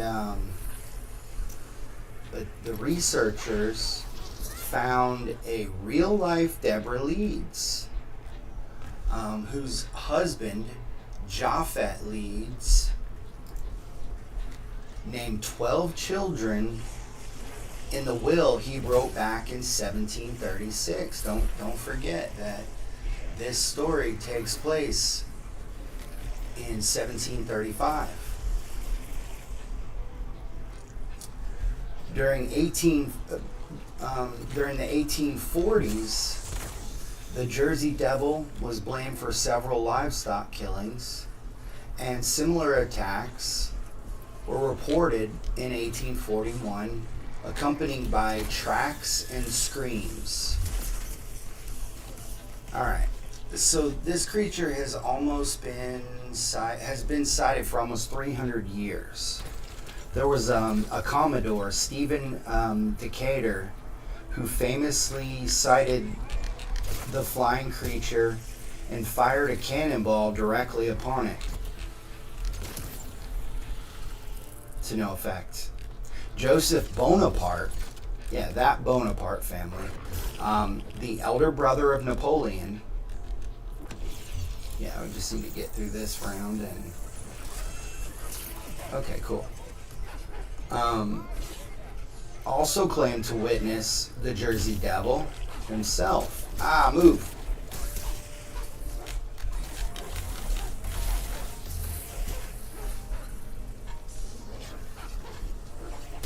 Supposed to despawn those guys for me, game.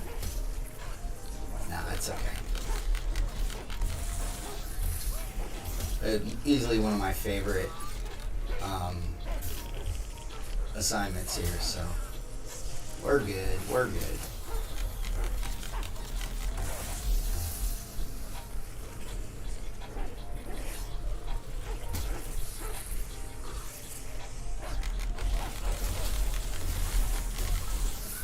I like standing on them as they spawn and keep throwing them and throwing them and throwing them, but I don't want to stand there too long.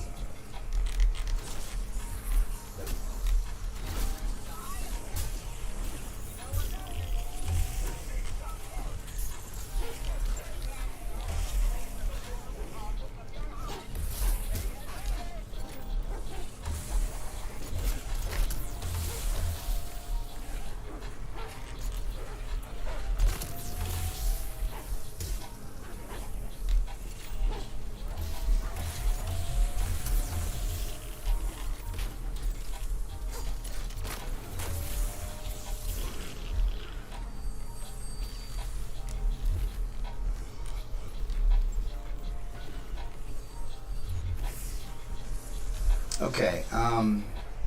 Claimed to witness the Jersey Devil during a hunt in his Bordentown estate in 1820.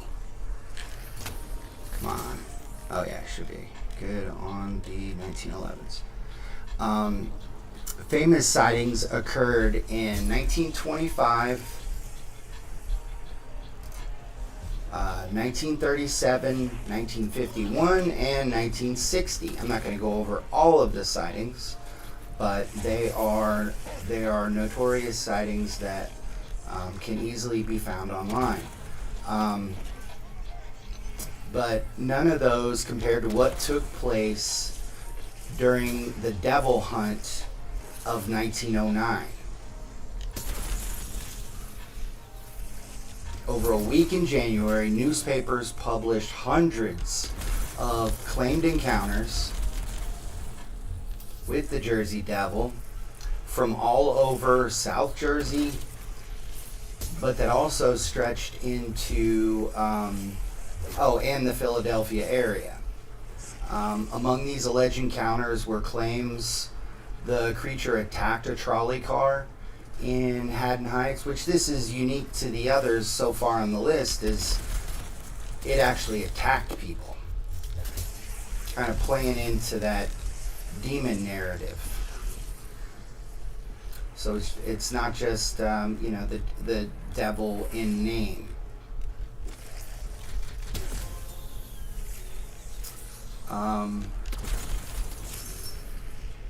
It attacked a trolley car in Haddon Heights in a social club in Camden. So police in Camden and Bristol, Pennsylvania supposedly fired on the creature to no effect. And then, of course, probably the most famous sightings were the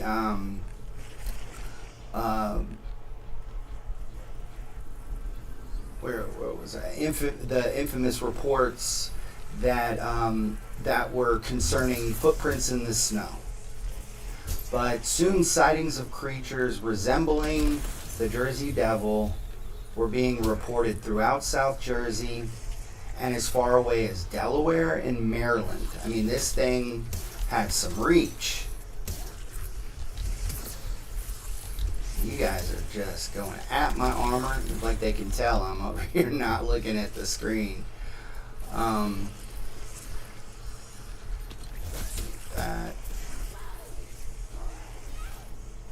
About that, yeah, thank you. I may actually switch to Lightman while I'm doing this. That'd probably be a smart thing.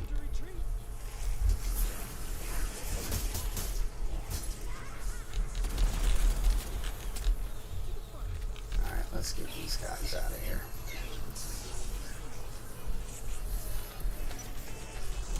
I'm gonna go switch to Lightman.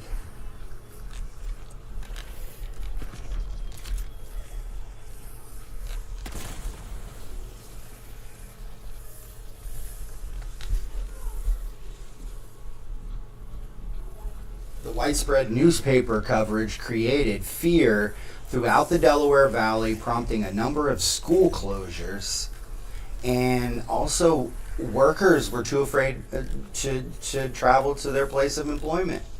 So vigilante groups and groups of hunters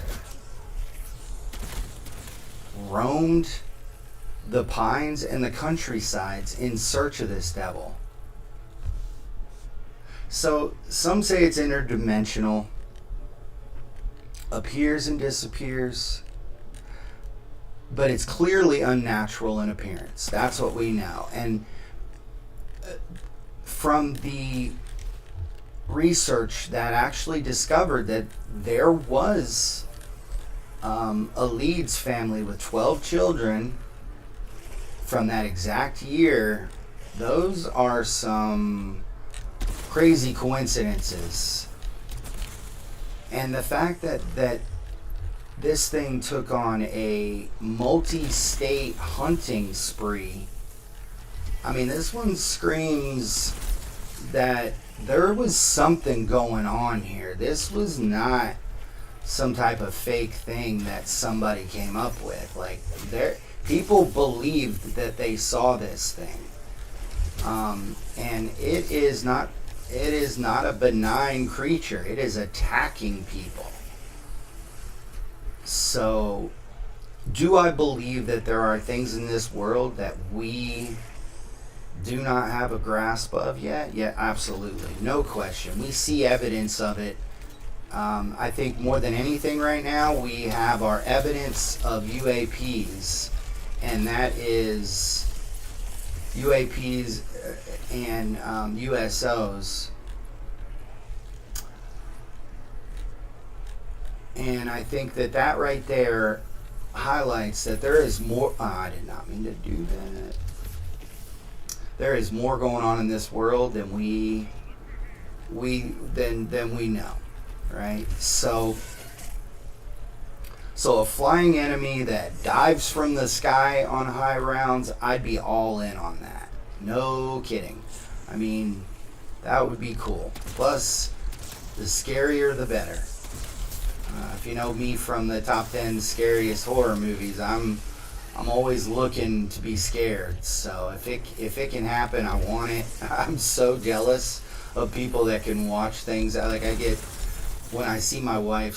She's pretty tough, but sometimes stuff will freak her out a little bit, and I am so jealous of that.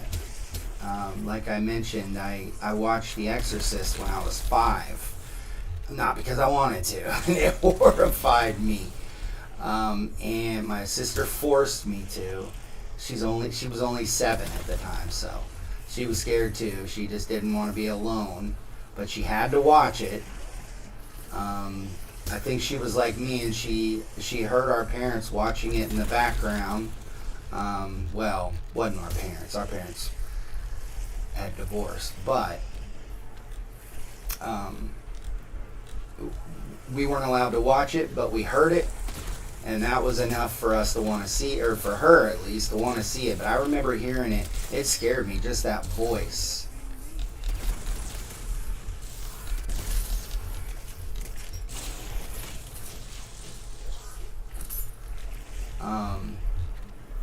So in the chat, type Jersey if you think it's real, or hoax if you don't. Also, anyone from New Jersey, if so, local stories, please. Love to read them, especially on this one.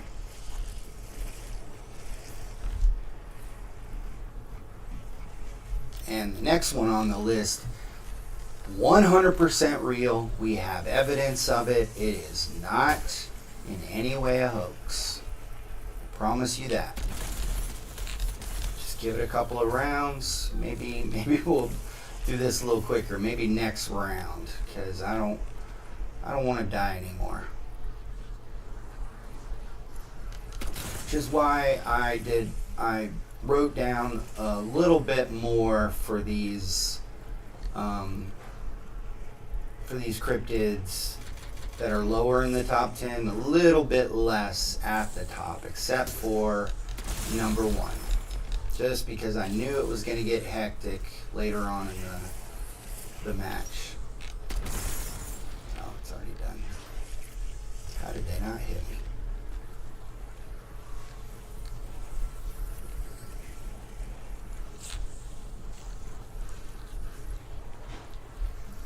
We're watching more of the show Deadlock on Amazon Prime. It's a crazy show. Really is. It's got a 100% Rotten Tomato meter. Speaking of, Obsession came out yesterday. I cannot wait to go see that. We're going to go on Tuesday. Our local theater, they sell $6 tickets on Tuesdays, so that's kind of our. Oh yeah, of course I'm out. Can't get past 60,000, man. But then when you do Pack-a-Punch it again, I mean, you can barely afford Pack-a-Punching the thing, because it's like $10,000 to Pack-a-Punch it when it's PAP 4.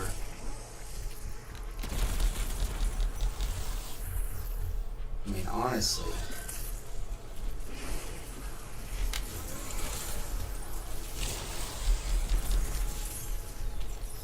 for some salvage, right?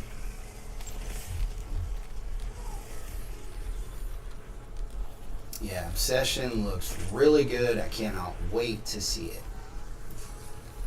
So we got that this week, and then let's see, next week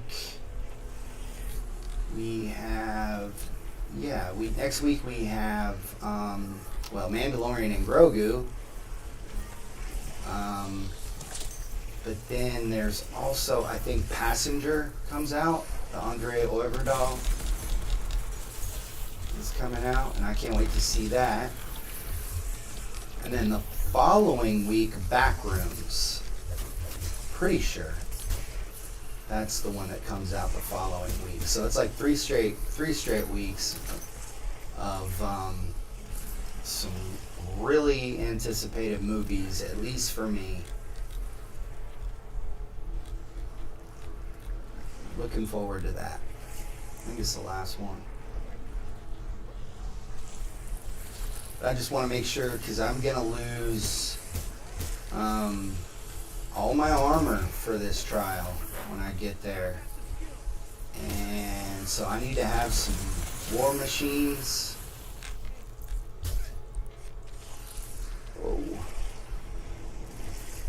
I'm going to need some salvage for that. I'm probably going to need some salvage for some for a self-reviver too. I wish I could take that with me.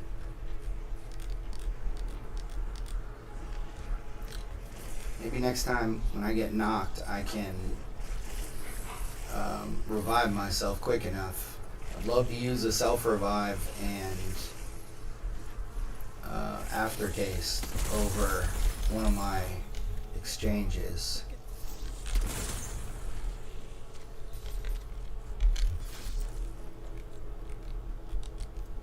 I'm surprised that killed it. Well, it was damaged, so. Okay, let's go over number 6. Number 6, like I said, guaranteed real is the Chupacabra. Now, which of the stories, though, is real? That would be more of the question. Because, look,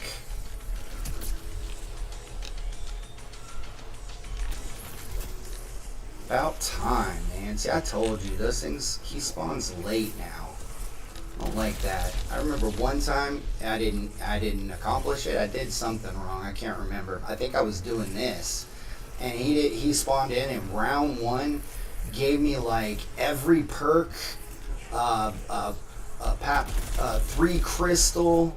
I couldn't believe what gave me. Casimir's, gave me tons of money, tons of essence. I mean, it was an insane drop.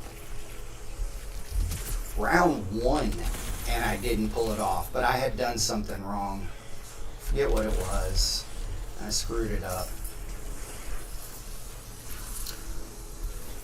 I think what it was is that I waited until round 60 to put the dudes on the mailboxes, Mr. Peaks, and then so I didn't get, and then I kept screwing up, and like different things were killing the mimic other than the knife, and I just kept doing it and doing it. I couldn't believe I screwed that up. It was like handed to me.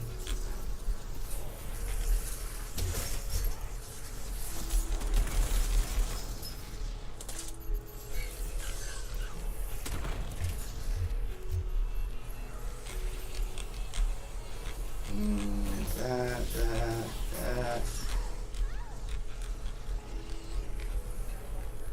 And it's already pack-a-punched. Okay, that's why it actually killed that dude, because it is pack-a-punched. Alright, after I unload these, I'm not gonna refill it.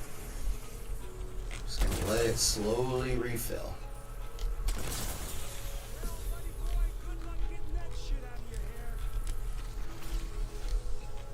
Maybe go ahead and throw this bad boy down.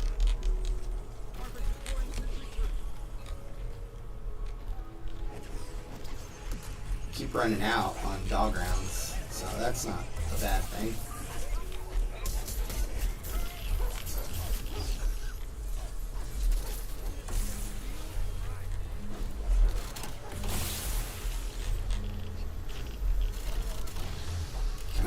move, please. Oh, I gotta buy another one.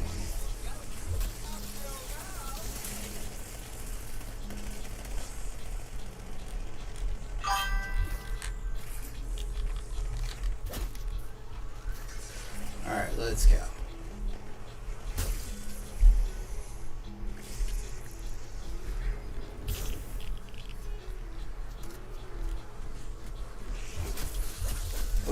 Move.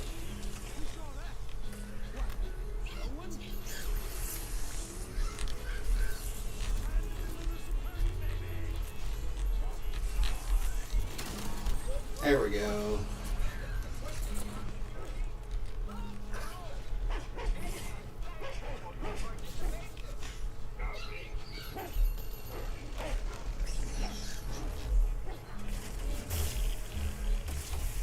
Uh-oh.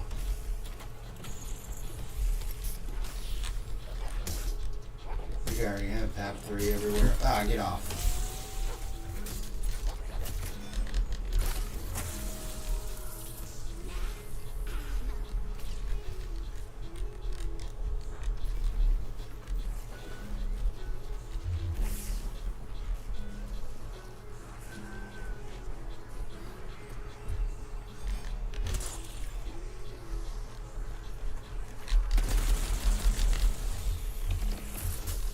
That was clutch. It was about to grab me.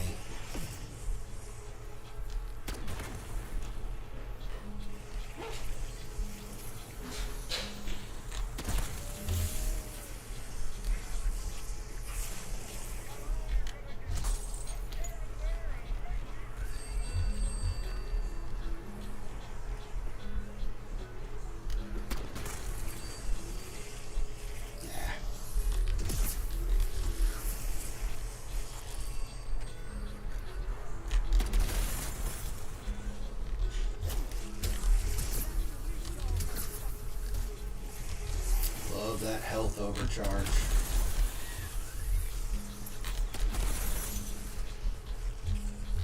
Although, when I get to the relic trial, I won't get the health overcharges, so may as well just switch off of that.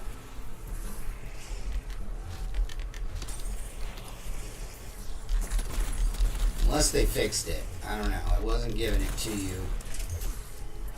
Last I heard. After I get this, it's going for the golden armor. Be my next focus.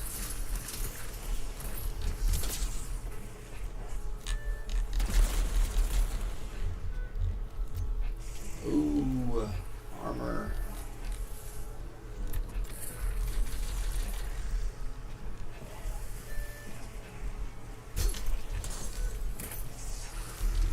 Love when I risk my life to get a crystal and then it's like nothing. Look at that, all my armor's gone now.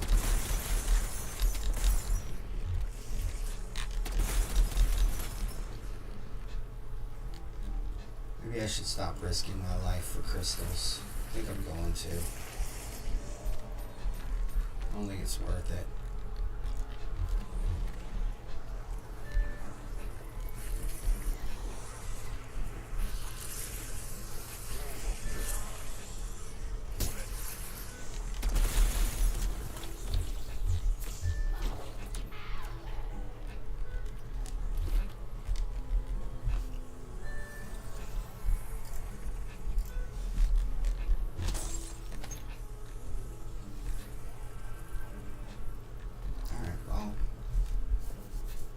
There's nobody. I guess I'd go get that crystal.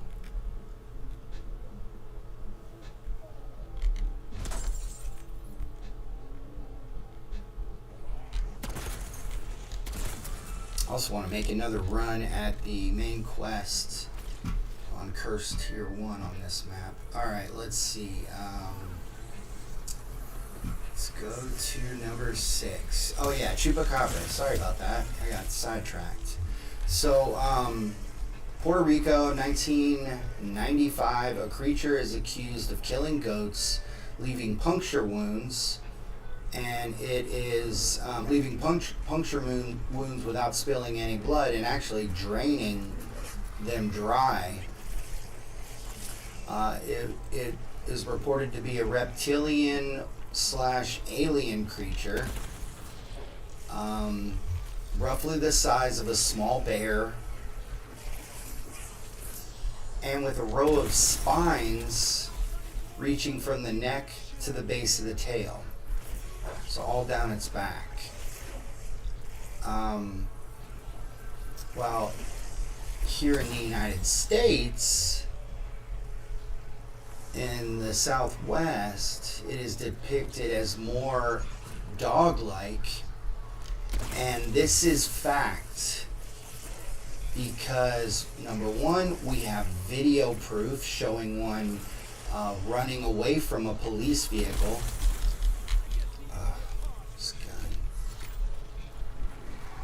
And that's what it would be better if I had the ammo that that I get from that you use for with the extended mag, but you know, of course, that's the base weapon.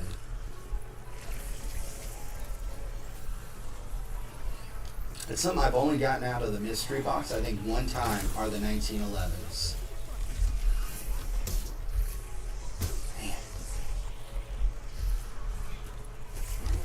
They do not play around. They will hit you. How many full blasts to the face is it going to take, Mr. Mimic? There.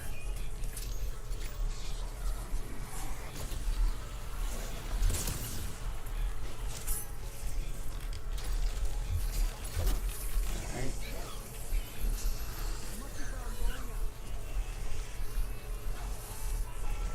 Pretty much what I wait for to use the monkey bomb is finding another monkey bomb. Where'd you leave me? Armor.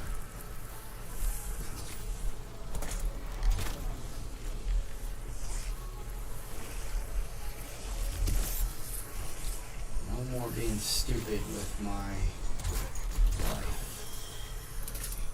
So not only do we have a video, we found a deceased chupacabra. In July 2008, the program Monster Quest on the History Channel presented remains found in Texas, which were positively identified as the creature from the video. And they were later determined... Oh, that was gone. Didn't even get it. Now let's get out of there. I don't like that backyard. I'm pretty sure I've been down too many times, and I just kind of get, not PTSD, but just like I remember, that's a no good backyard. What I want to do is I want to run in a circle 8 pattern, stay in the middle here. And since I'm not getting, you know, honestly, I've never heard Mr. Peaks in those backyards anyway.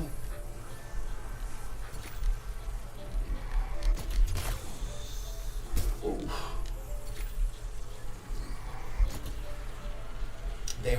Those remains were later determined to belong to a hybrid between a dog and a coyote. And it was hairless.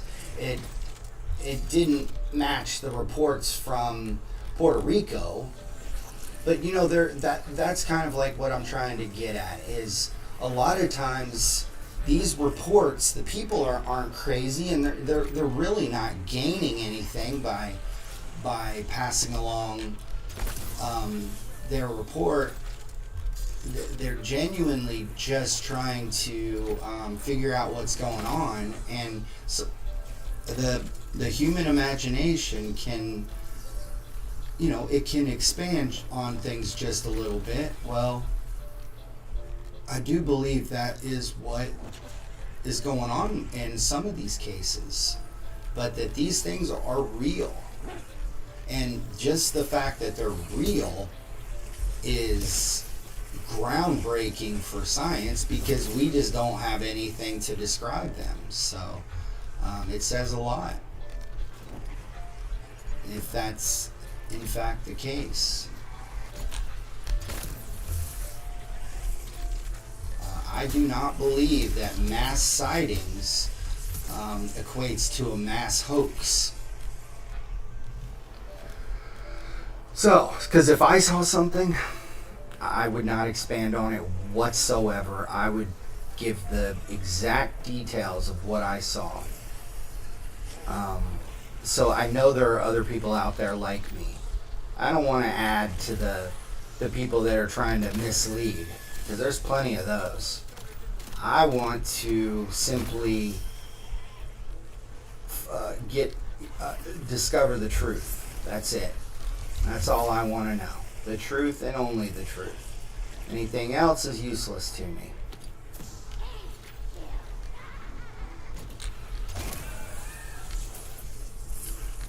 Oh, Mr. Wisp is about to annihilate you guys. Ah. The worst is when you die, when you have an insta-kill going.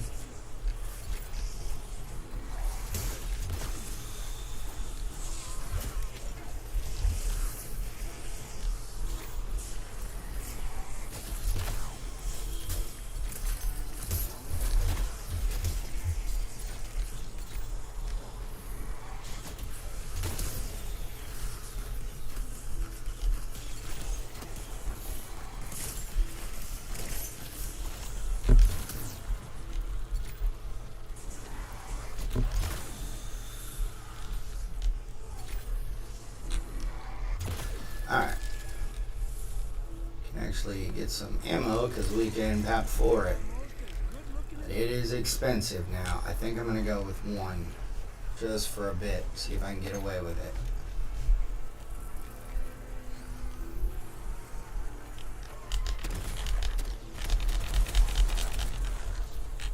Go. Away. Honk cheese.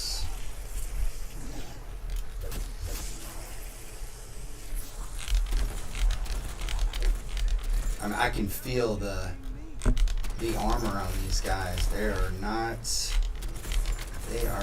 squishy. And we are not even to 50 yet. So it's only going to get more difficult from here. I still need 8. No, I don't need 8K. Never mind. No, I don't. I'm good on salvage. But I want as much as I can get. So some ranchers say it's a government experiment or extraterrestrial predator that drains the life out of these animals. I mean, I could see it, like we have the disciple where it sucks kind of like the essence out of each other. Why did I go back here again? It's like I'm lured back there. But yeah, like I could see something like this being a new type of hound that sucks the essence out of other zombies to overpower itself or something, new type of enemy. Anyway, so rate how terrifying a blood-sucking cryptid would be, on a scale, and, stories of weird animal deaths in your area, anything like that, I'd love to read it.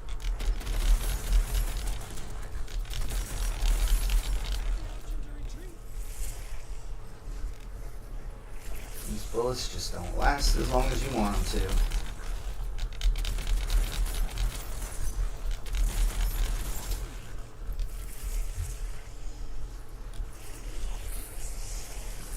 If I had the extended clip, each one would be more than twice the size. But, hey, take what I can get. If I can get this unlocked with a starter weapon, that would be amazing. But, when you have PAP 4 and ultra rarity on your weapon, you're thinking, oh yeah, around 49, you're going to shred, right? I mean, it's good. Wouldn't call it shredding. Look at all that armor. You can just feel it. You can feel them the first shot definitely doesn't kill. It takes the armor off, and then sometimes it takes 3 bullets for one zombie. It's like some of these guys got some crazy health.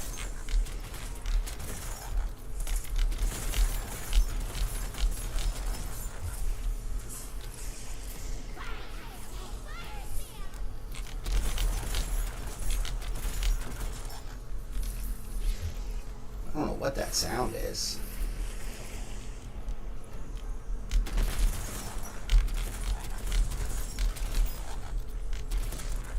It's a cryptid. It doesn't like me talking about it. Anyway, we'll move on to number 5, and that is one that is possibly the oldest one on this list. The oldest legend, and that's the Thunderbird. So Native American legends across the continent have reported the Thunderbird, stating that, let me get this, yellow house garage, okay. Oop. I can do that.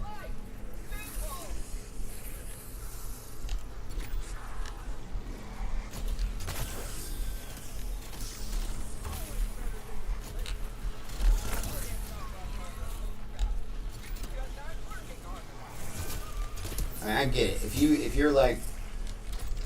you're just kind of like taking your time and not getting away, I get it. The mimic should be able to grab you, but when you blast it in the face with this wonder weapon, it should make it pull back those arms instead of grabbing you. There should be some type of reaction. Anyway, the Thunderbird is stated to have a 20-foot wingspan that creates thunder with its wings and carries off full-grown deer. And sometimes people. So I don't think I need to explain how terrifying that would be to see somebody. That makes me think of, what's the dude's name? Jeepers Creepers. That guy. Anyway, it is considered a supernatural being of power and strength, and there is no joking going on with this thing. Like, the Native Americans are terrified of the Thunderbird. It is a supernatural being of power and strength. Across cultures, Thunderbirds are generally depicted as birds of prey or hybrids of humans and birds. And depictions of the Thunderbird have been found dating back 4,000 years, which is insane. I can't get that. Ooh. That was dumb. Modern sightings have taken place in Alaska and Illinois, and we even have photos to go along with these sightings. And this is a shorter one. But some say it's a living UFO or, again, an interdimensional being. Some state it controls the weather. There's no shortness of theories here on this one. And so a massive man bird that drops lightning strikes. Once again, this is something that we could see in game.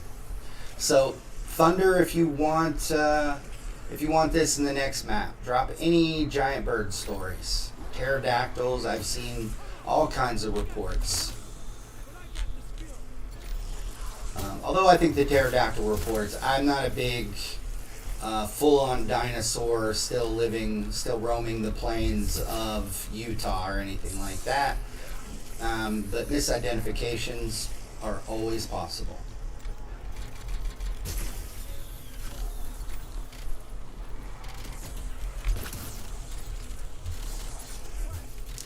And I'm back in. Oh, that's why I keep going back here. It's when I'm getting armor.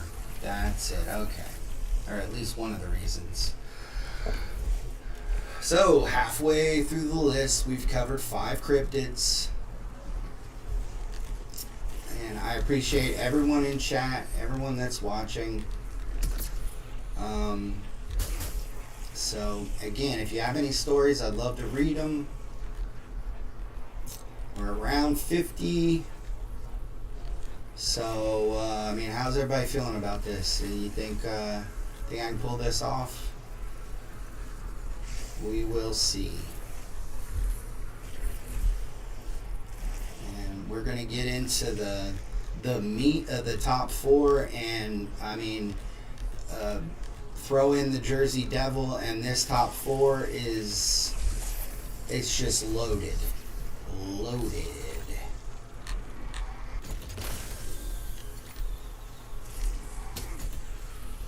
We'll get to 51 and I will drop number 4.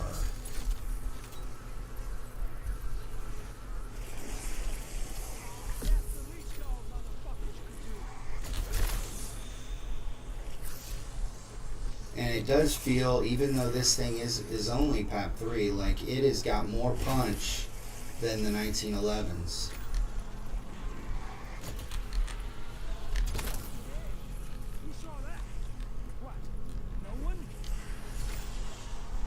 Oop, I didn't like seeing that.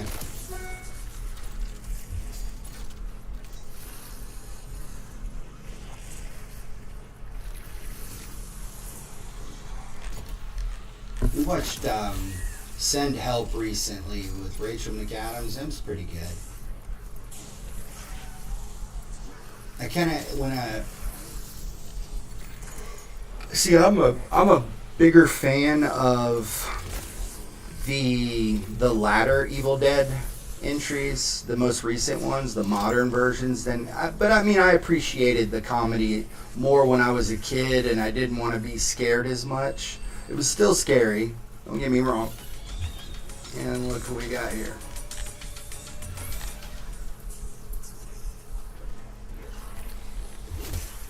At least it's there. That's frustrating when you get those eggs. And and there is my Casimir.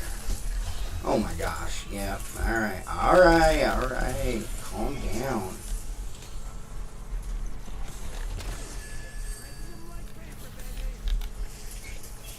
Put it over there. Look at all that essence.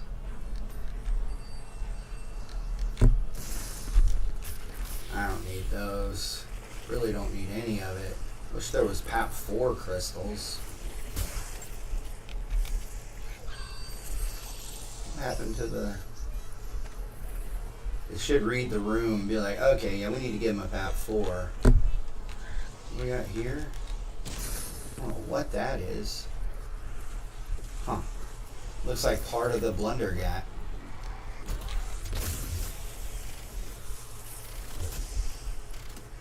Okay, where was the Casimir? There it is. That is going to be necessary. Oh, there's my armor.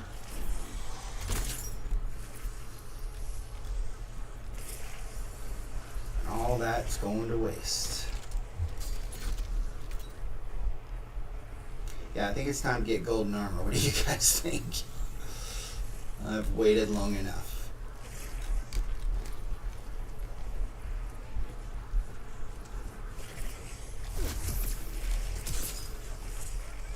Now stay out of backyards.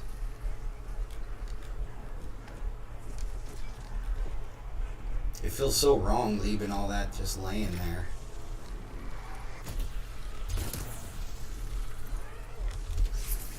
Oh, you know what really sucked is yesterday when I was doing the Agarthan device.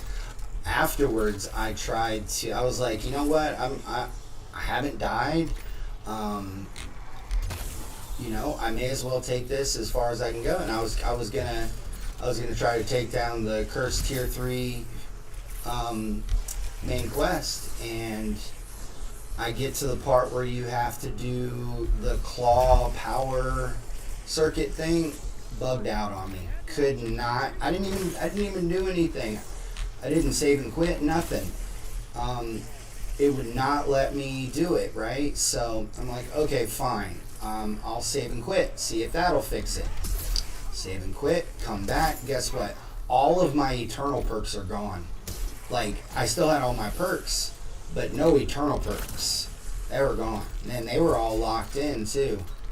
So yeah, you can guess what happened there. I mean, I was post around 50, and so I just tried to work on what was it? Well, I was trying to do the Rocket Barrage calling card, whatever the new one's called, and yeah, I got some of them, but yeah, eventually it got me. Just stuff wasn't working. A lot of bugs lately. Like in BO6, the bugs were mostly in like recognizing calling card completions, well, outside of the weapon builds unavailable error that I had going on for 100 years. Now, seriously, 6 months before they finally fixed it to where I could create new loadouts. I was unable in BO6 to make any new loadouts for 6 months. And it wasn't like I had a bunch of them set up. It was because I had too many blueprints that I had purchased, and they were counting them as similar to what's going on in-game right now. So if you have 40 operators that you've brought into in-game, then you can't bring any new ones in there. And they made an announcement about that, because when I bought Terry Crews, I was unable to go in there with it. All right, let me see if I can find this. Might be nothing, but it could be somebody chatting it up.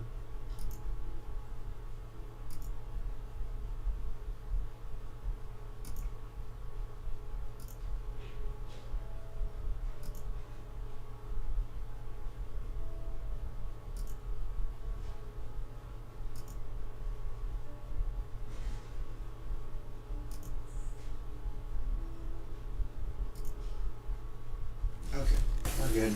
All right, let's go. I said 51. Well, we're at 52. That's all right. Let's go over number 4. And at number 4, we have Bigfoot.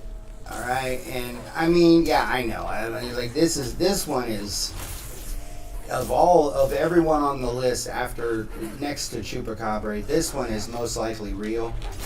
There are just too many reports. There's something going on out there. I don't believe everybody. There are this many people in the world that genuinely want to spread misinformation. I think that people may misidentify things like that, but I don't think. Okay, let's just get you guys. But here's the thing. We're going full alien theory with this one. So we have classic sightings everywhere. Yeah, I know. But recent ones are slightly different. Showing glowing eyes, no footprints, and sudden disappearances. Some researchers are calling them dogmen, hybrids, or, once again, interdimensional. So, tall, hairy, tanky enemy that blends into the fog, that sounds like something that we would definitely get in BO7. So, any personal Bigfoot stories or type glow eyes or something if you think he's not from Earth. You don't have to be real chatty. But I do want to hear from you. I really like to get some feedback on any of these, really. Yeah, I won't wait as long here, and we'll go to number 3, and it's probably my third favorite on the list, because it's pretty terrifying. Why did I go back here? I was drawn subconsciously to the backyard. Alright, let's get these guys out of here. We're making good time now. Considering I missed, or I was pretty late to the stream today.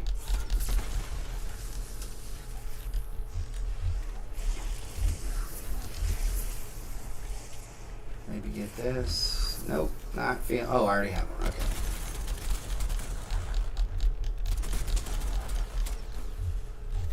Yeah, it's just these guns. They make like a kind of sound. I don't know what that could be.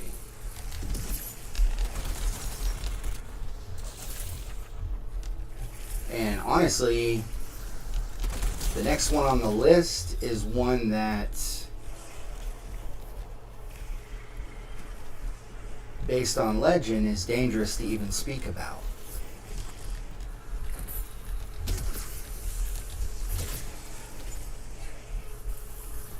Oh, no.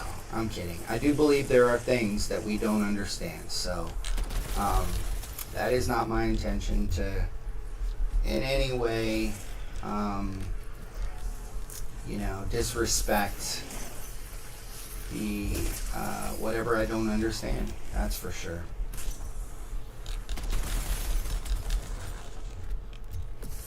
Whoa, that just destroyed a big group of them. Alright, I'm out again.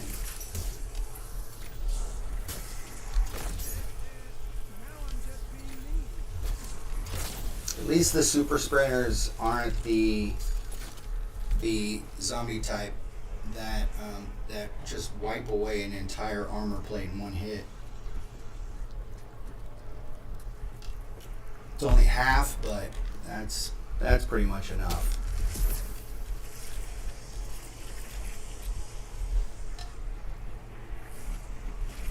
Yeah, I did collect more information on these last three, so maybe I should go ahead and get started.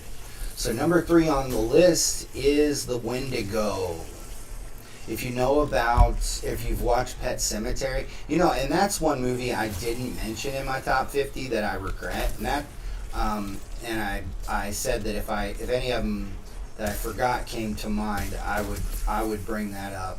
And that I do want to bring that up. Different, top of all time list, but definitely a terrifying movie that scared me a bit when I was a kid. So had Exorcist vibes with the sister in the bed. So I should have mentioned that one.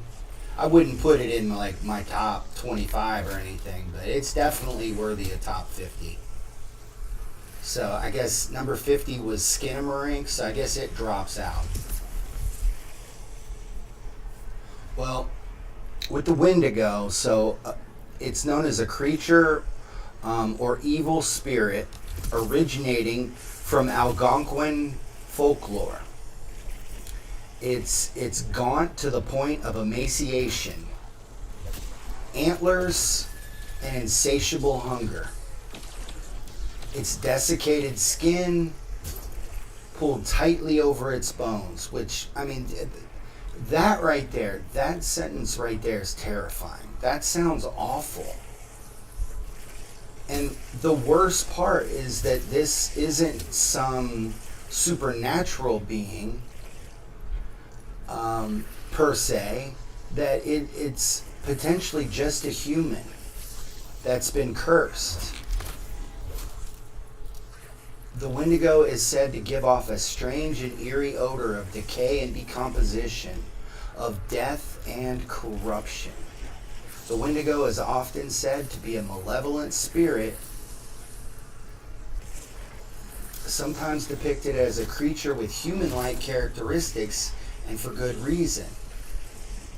And the reason I brought up Pet Sematary is that is what they refer to. That's what's referred to in the Stephen King novel, Pet Sematary, is that is what haunts the that is what haunts the graveyard, is the Wendigo. And when the people bring their loved ones and bury them there, and you hear these weird noises in the background, that's what you're actually hearing, is the Wendigo. You know, they'll brush it off as oh, that's nothing, you know, don't worry about it. That's what they hear. They hear the Wendigo. And it's what turns the ground sour, is this beast. And it possesses human beings, and it is said to compel its victims with insatiable hunger. A hunger that brings the desire to devour other humans, and the propensity to commit murder to do so. So once given in to this compulsion of eating human flesh, they transform into the Wendigo. Whenever a Wendigo eats another person, it would grow, the legend says, it would grow in proportion to the meal that it had just eaten. And the reason for this is so it can never be full, never satisfied.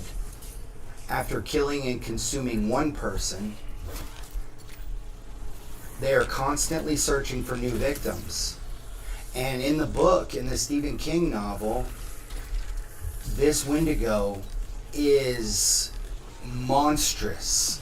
Like, I'm talking as tall as a 10-story building. So you can put two and two together there and realize this thing has been eating a lot of people. Wendigos are often described in legend as growing to the size of giants, and simultaneously gluttonous and extremely thin, due to the curse of this eternal starvation. And I can feel the pressure here. So, and we see the most modern sightings across Canada. All right, I need to get some of these guys out of here.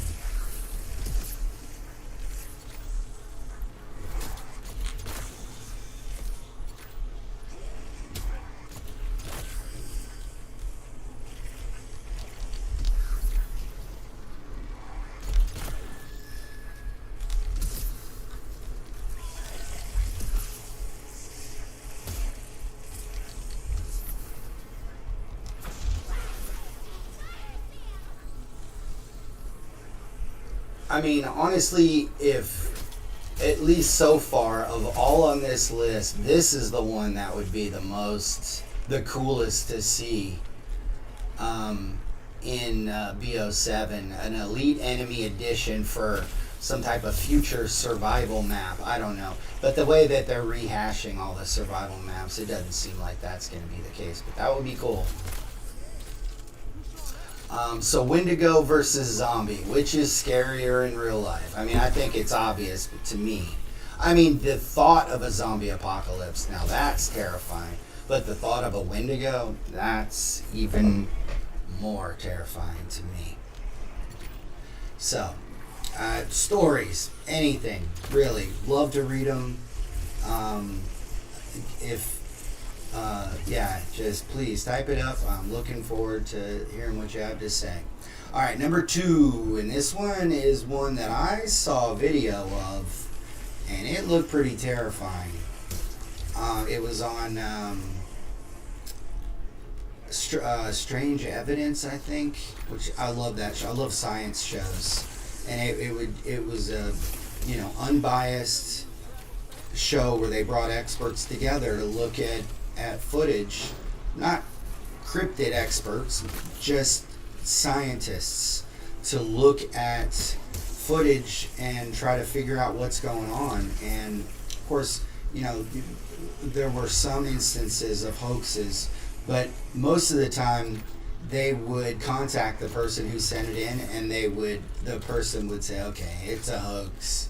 whatever. Not with this one. And they ran it through the AI processing, and it said that it wasn't. There was nothing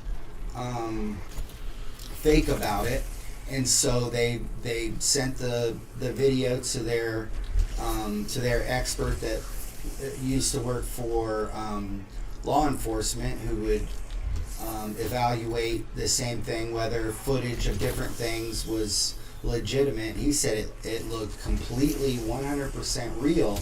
And what you see is there is a creature that looks like a black panther. I believe it was somewhere in the southern United States, and it was like completely still. I'm talking like a long tail, everything. And then it started moving, and it completely shifted into a person.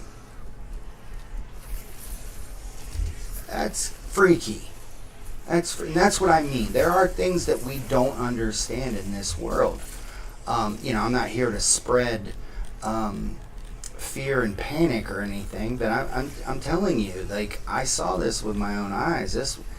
It was not somebody wearing a costume. This thing was. It was still, but it moved as well. There were, it had moved, and it did not move.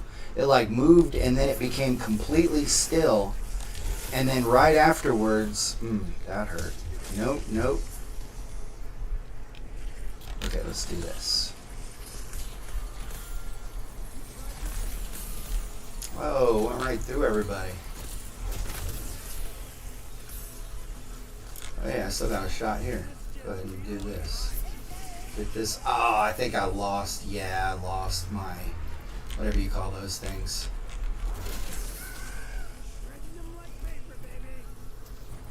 So glad I got that mimic. So the Skinwalker. So a Navajo legend, and this is the one that I was telling you about, that apparently just speaking about it can curse you. I don't know what the details are there, but that doesn't sound very promising. But evil witches known as the Yi Nold Lushi. I don't know if I know I'm not pronouncing that right, because I do not know Native American or anything like that. So the Ni Yod Lushi, which means with it he goes on all fours.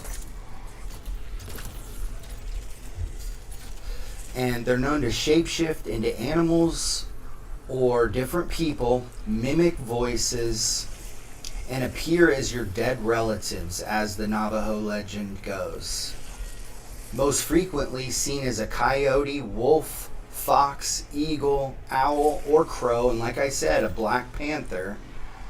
And the experts were stumped. They were as what in the world as I was.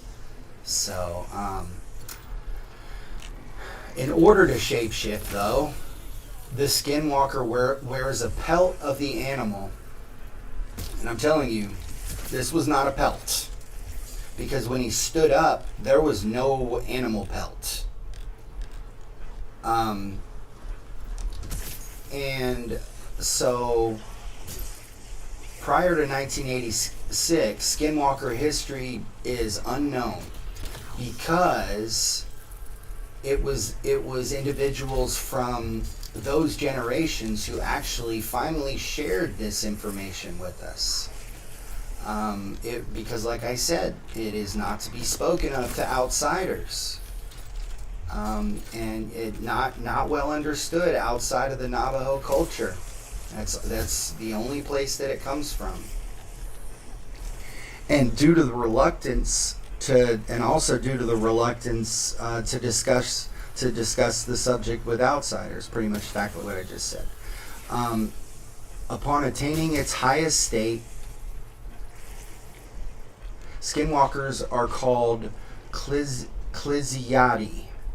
And I did postgraduate research in Aztec and Maya culture, and I know that, like, you see a word like Nihatl, it's actually Nawat.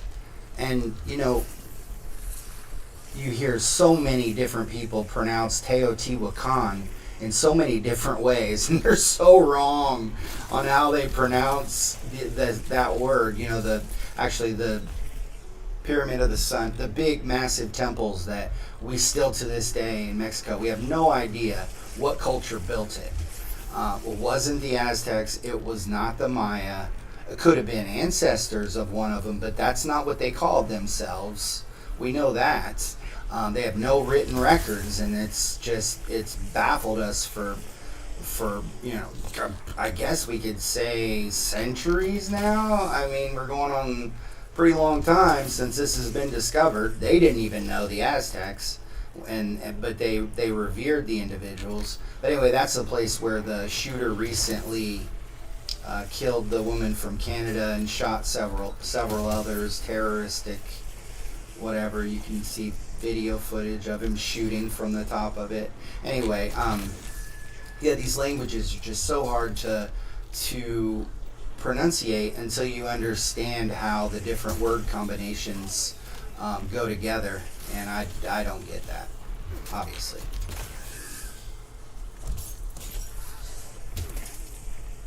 So, Ecclesiati, which means pure evil, and that's upon attaining the highest state. And it is achieved by killing a close blood relative, incest, necrophilia, or other cultural taboos and evil acts. So yeah, I can imagine doing these things would turn you pretty evil, because you're pretty messed up in the head if you would even consider these things. And let's get this straight. These are not the medicine men of the Navajos. No, they're not. So the medicine men, they're essentially the same as our doctors. They are there to help. They are there to try to heal their sick. These guys are the exact opposite. They're possibly former medicine men, but anyone else who has this evil desire to take their corrupt soul and turn it even further from where it stands. And that's what makes these skinwalkers. These are not things that you want to approach. And upon completing one or more of these acts, this is said to destroy their humanity and allow them to become fully initiated in the way of witchery. Skinwalkers use a powder called corpse dust to poison victims. Corpse dust is composed of ground infant bones, specifically the bones of the fingers, the fingertips, and the back of the skull. That's terrible. They blow it into the faces of their victims. That reminds me of not Slender Man. There was a Stephen King book about a guy who accidentally crossed a Native American woman, and I believe she blew some type of powder in his face. So that could be what he's referring to here. I forget what that movie's called. And he was an overweight man, and then throughout the rest of the movie he loses all that weight, and he's cursed. Even though he tries to make things right, there's no interest. Anyway,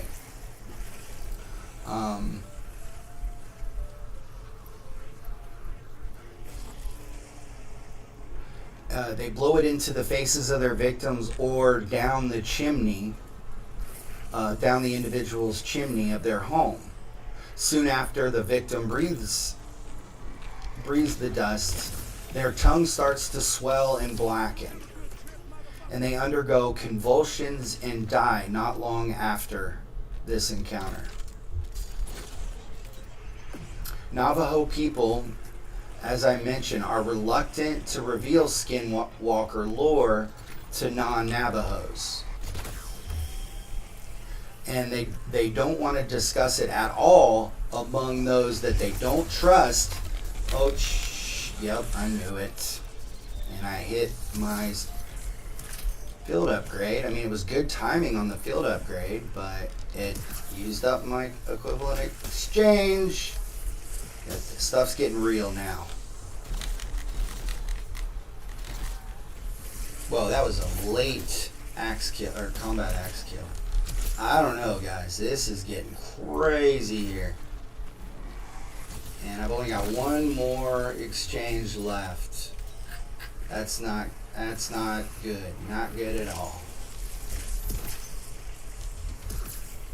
Especially since I'm not getting TED tasks, so I'm not getting score streaks.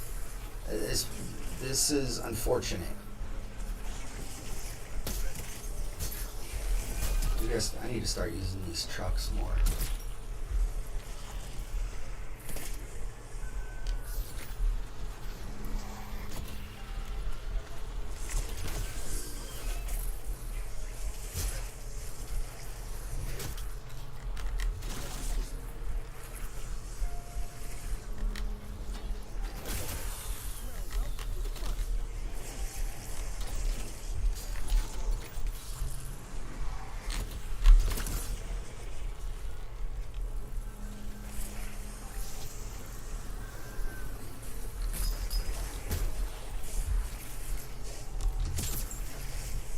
So, Navajo people, like I said, reluctant to talk about it, and it's the same reason why they don't discuss the skinwalkers with non-natives. Skinwalkers, and this is what I mentioned, can also possess living animals or people and walk around in their bodies. And there's a belief about disrespecting the disrespecting skinwalkers, because sightings have included descriptions such as glowing eyes and impossible speed. Again, terrifying. Pretty much just not something you want to mess with. Impossible speed is scary. Look at this. Oh my gosh. No.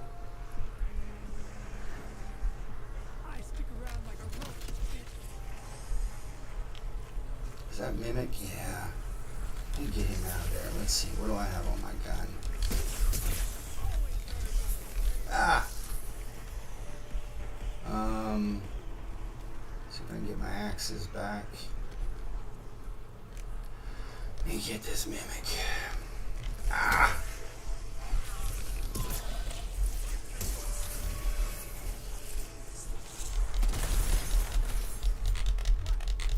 I think I got it. Alright, good deal.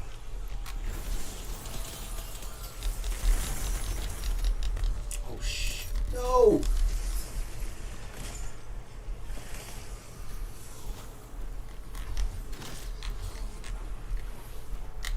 Oh, missed.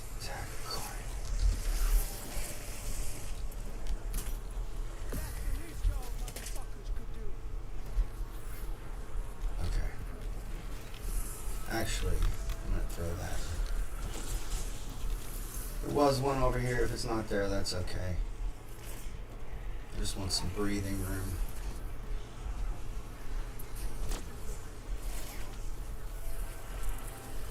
I know it's going to all reset here in a minute. Go round 56. Oh!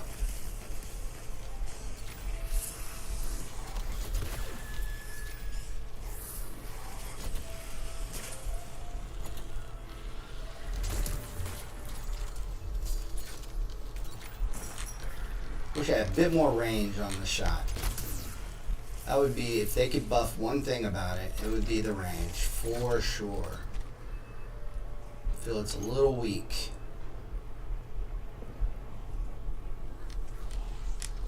Let's see what that does. Okay. I didn't realize. I'm gonna start busting out the Mark II. It's doing some good damage still. And then it stopped. No, it's okay. It's going to take a full mag to take, 5 of them out, though. It's not going to last very long, that's for sure.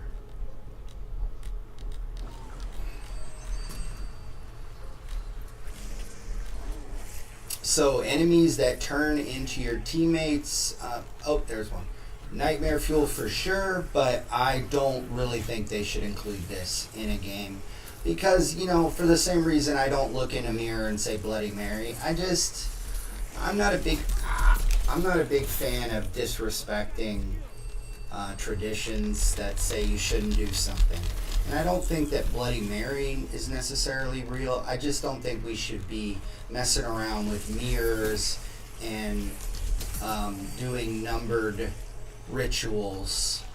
Oh, there, can't do that. I think that is just foolish. There is a reason that these issues are in place, or that these legends are in place, and it has nothing to do with. There's a lot of people now who think that the sheer belief that a person has in something can somehow bring it into existence. And it's kind of, there's a movie with it's got Draco Malfoy from Harry Potter, and Sebastian Stan is in it. He's this Ashley Green and Sebastian Stan are the 2 stars, and it is not a good movie. And that's not why I bring it up. I'm not saying, you gotta go watch the movie. No, that's not what I mean. But it was, it's a horror movie about this exactly, where the monster didn't exist, and then they wanted to see if they could bring it into existence by believing in it. And and then they create this creature, and that's this idea that even with things like Candyman's and Bloody Mary, saying that stuff in a mirror, a lot of that is going to tie into a person's belief systems, but to me is what I'm trying to say, or also into where how some people have. I mean, there are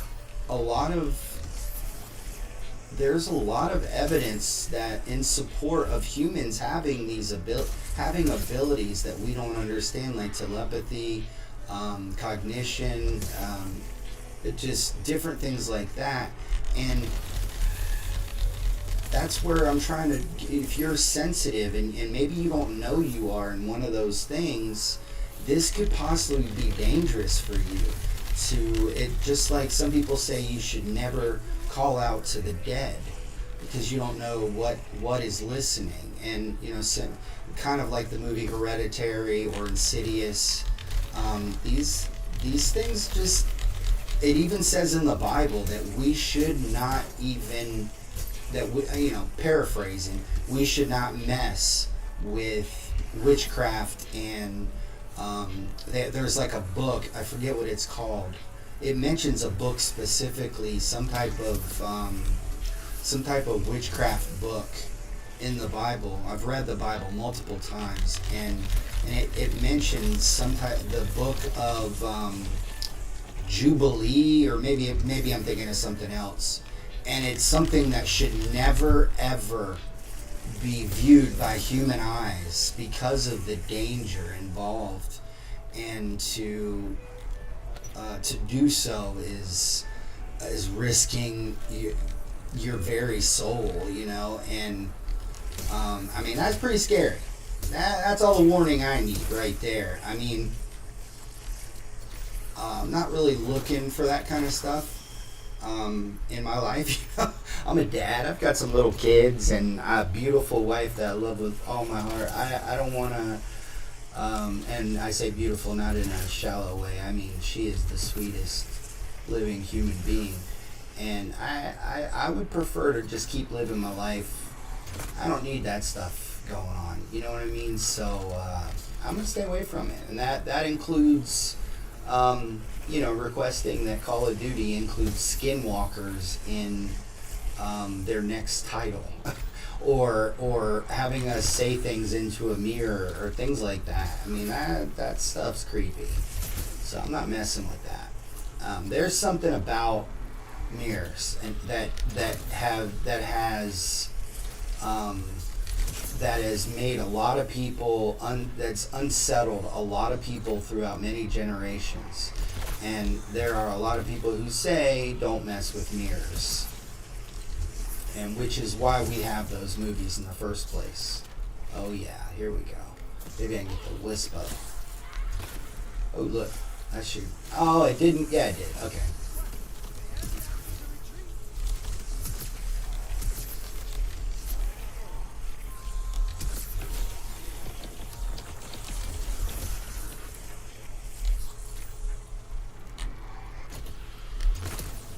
Bye. I'm gonna wait for dudes to spawn to pop that. Oh, come on, get out of here. Ah! Get out of here. See if I can get a gun while I'm doing this. No. Ah, okay, I didn't do it quick enough. Nope. Just spawns too quickly. Where did I end up? Yeah, so type in the chat Skinwalker if you think this is the scariest so far. And does anybody have any voice mimic stories? Now I will say this. I've had one supernatural, what I consider to be supernatural encounter during my lifetime. Two. One not as severe as the other. One I just can't explain it.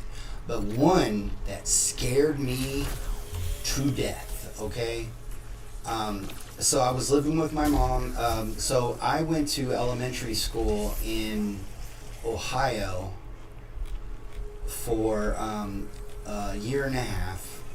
But then other than that, I didn't live with my mom growing up. I didn't even have a mom growing up. And I overall did not have that thing that all my friends had. Okay, I grew up with my dad. Well, I did go to school in Columbus, Ohio, which is why I'm a big Ohio State fan, for a year and a half in late elementary school. It's where I had my first girlfriend. I even had two girlfriends at once. You know, it wasn't real. It was my. They were just a couple of girls in my class, but anyway. And they would argue, but they didn't mind that they were both my girlfriend. They would just argue with each other. All we would do is hold hands on the playground. And so anyway, but then I didn't live with my mom or my older sister until I had some abuse stuff going on with my stepmother that my dad married. And so then I moved out and I lived with my mom for a while. And right after I moved in, it wasn't long at all. They all went somewhere one night and I stayed at home. I was a big sports card collector, and I had some type of card organizing project going on, and maybe you don't, but I did. I organizing cards was my business back then, keeping my cards organized. And so I stayed at home, and it was later at night, dark outside, and I had just watched everyone leave. Nobody in the house, okay? I had just said goodbye to my mom and my sister and my stepdad. They all left. I watched them drive away, and as they drove away, I went to turn to go up my stairs, and something right in my ear said, "Wesley." I mean, it was standing right next to me. And it almost scared me off my feet. And I ran up the stairs and I hid under my bed until my mom got home. I couldn't move. It was not a kind voice. And like, I didn't look to see who it was. I ran. I was like the the cartoon characters when they're running and their feet are going real fast but they're not moving yet. That was me. And I don't know what in the heck it was. We lived in this old house in Columbus, and it was a 3-story old house, and whatever it was, it wanted to scare the crap out of me. And it's things like that that really can transform you into an open-minded individual, because this was not anyone playing a game on me. There was nothing like that. They wouldn't have done that, because then they'd have to do when my mom finally got home, I grabbed her and I was clawing at her to hold on. I was scared out of my mind. Okay, that's the end of that. I don't know what it was, never found out. All I know is that my stepdad looked around the house. Nobody was in the house. The doors were still locked when they got there. So I was mortified. If I was an old man, I'd have had a heart attack. Okay, fast forward. Prior to moving here, we lived at a house. I don't know. It was about 20 minutes away, depending on traffic.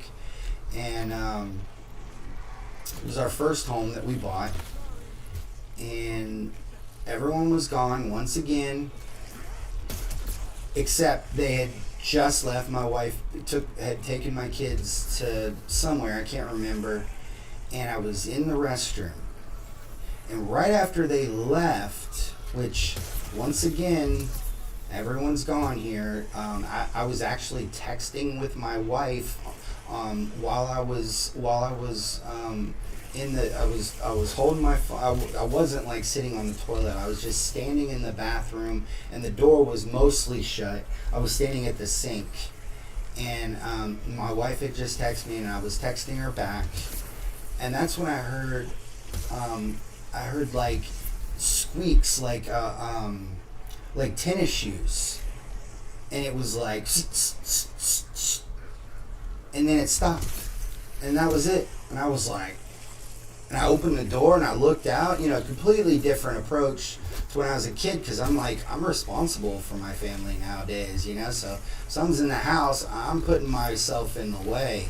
There's no mommy to hold on to, you know what I mean? And so, I was like, hey, who's here? And nobody. Doors were locked.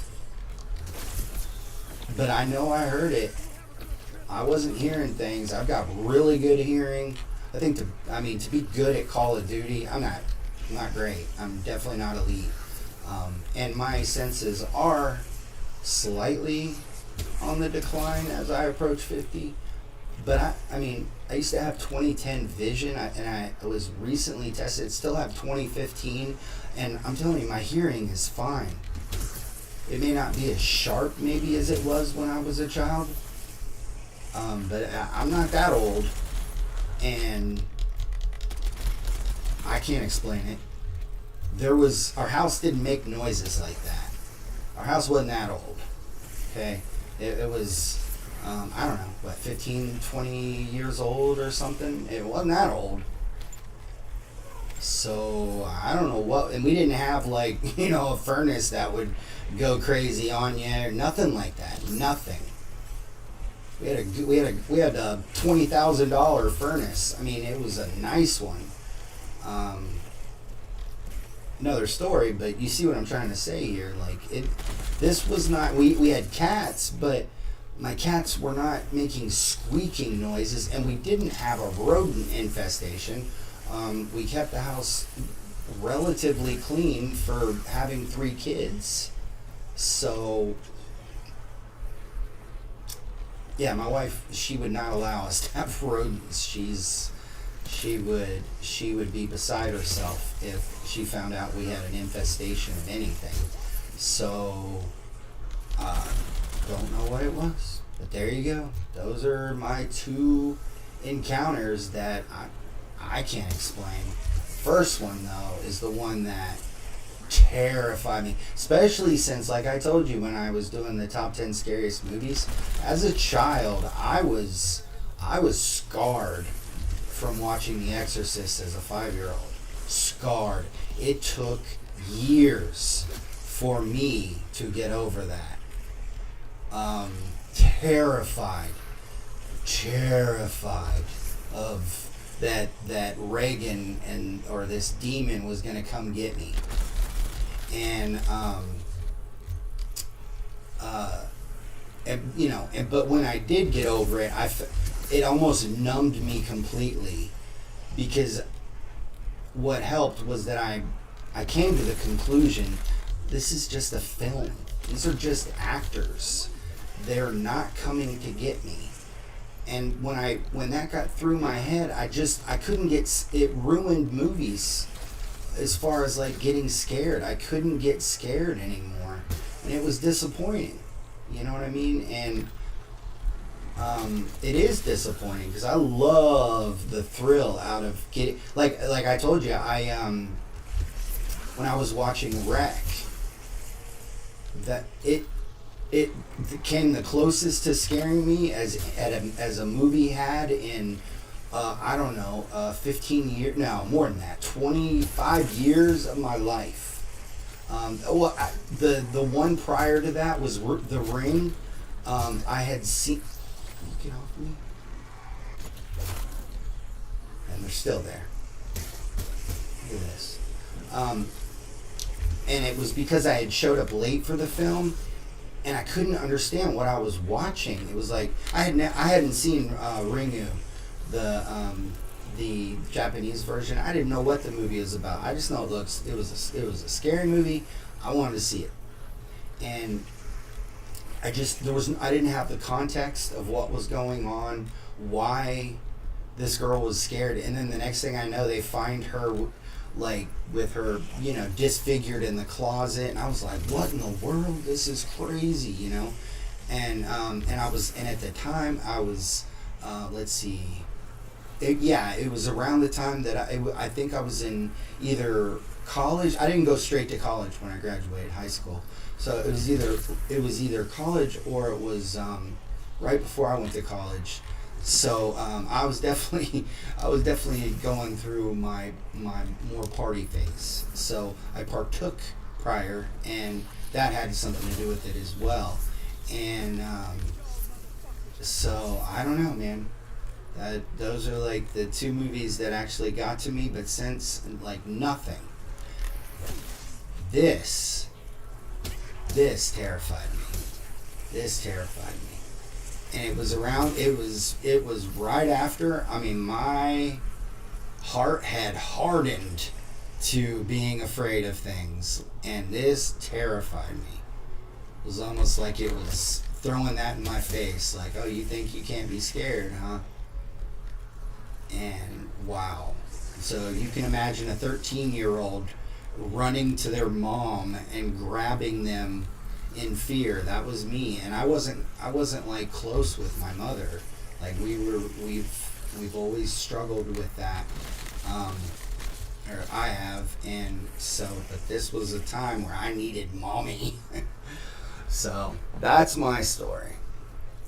My left hand's getting sore from this. Looking forward to getting this over with here. Getting some Warzone. It's just like the same motion over and over and over. Alright.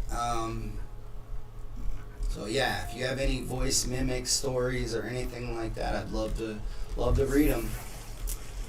So we're down to number 1. Let's count down our top 10.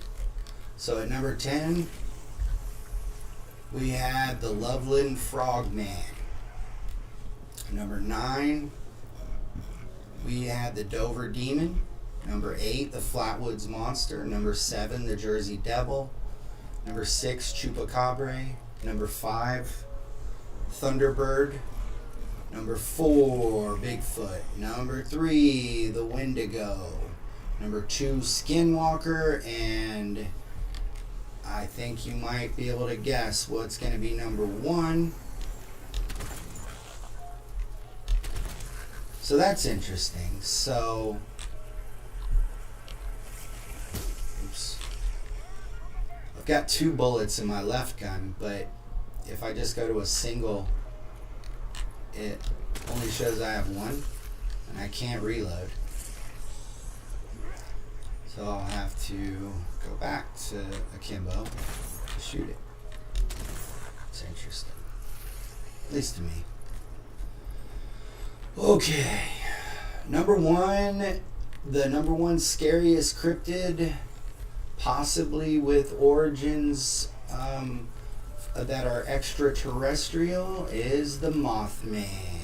And my favorite overall. I think it's a lot of people's favorites. So, Mothman is the name given to a humanoid creature. So it's like 106 down to 96. $10,000, man.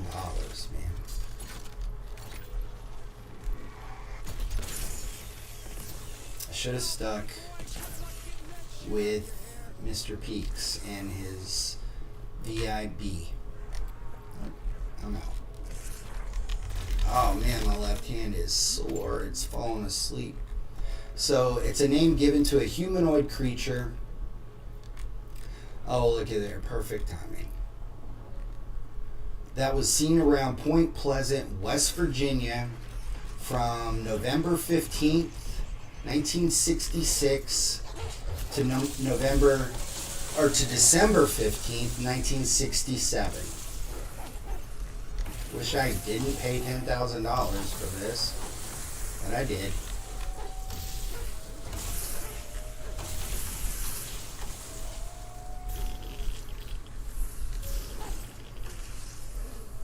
I have reloader's remorse.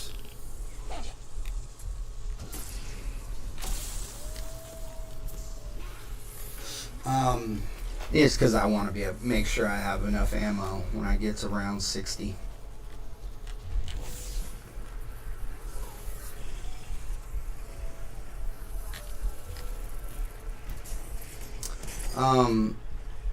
So the first recorded Mothman sighting took place on November 12th, which is outside of that range, but this was the first one, 1966, near Clendenin, West Virginia.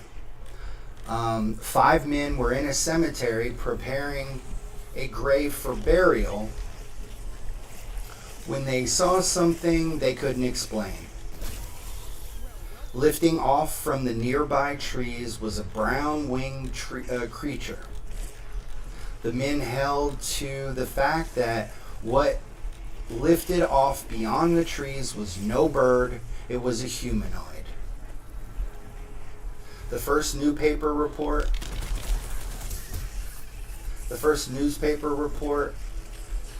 was published in the Point Pleasant Register, dated November 16th, 1966, titled "Couple Sees Man-Sized Bird. Creature. Something. Red eyes and a 10-foot wingspan are the overwhelming description of this beast. Repeated across all sightings. Here, I'm just going to read this. Oh, man.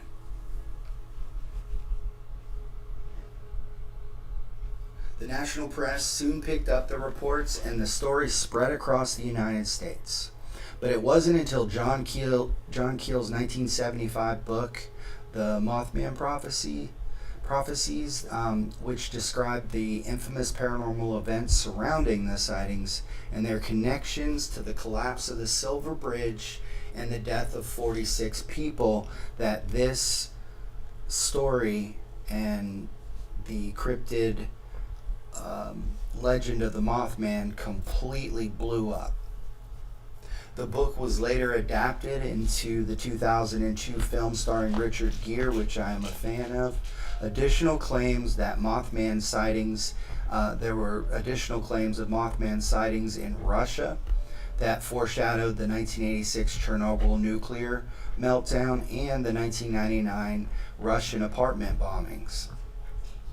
At a mine in Freiburg, Germany, a Mothman-like creature reportedly scared miners away shortly before a collapse.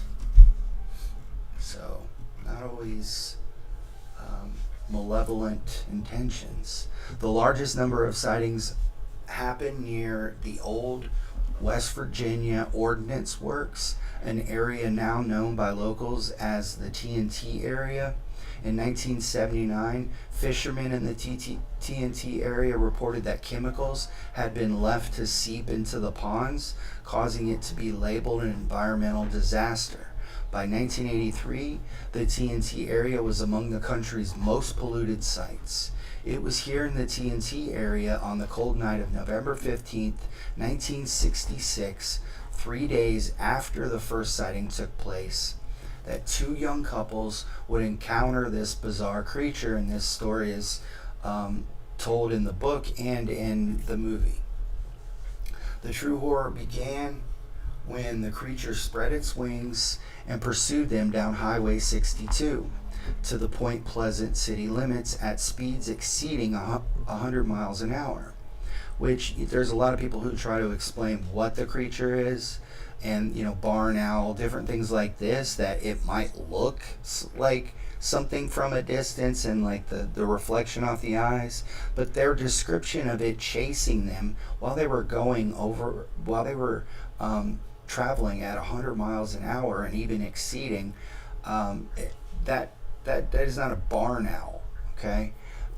The strange encounter in the TNT area was a harrowing experience for everyone involved, and during the following morning,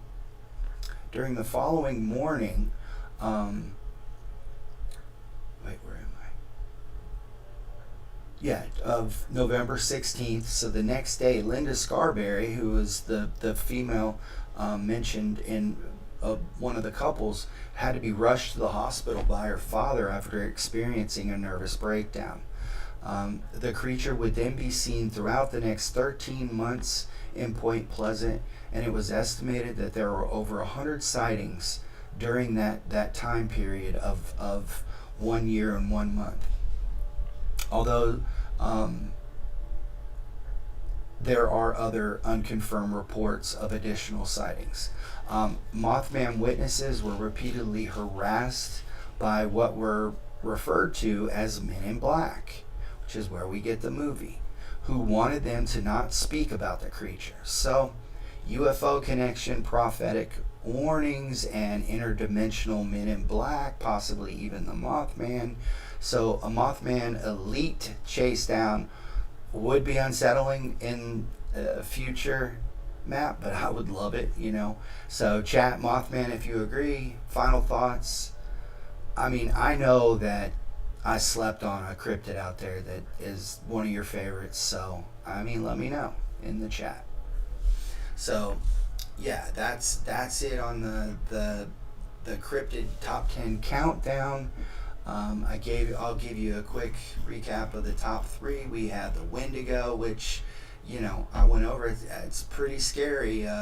Gaunt to the point of emaciation and an insatiable hunger for human flesh. I mean, that's pretty scary. Then you had Skinwalker, which, the curse states that, you don't even want to speak of these things with any disrespect. That's why they won't speak to you about it.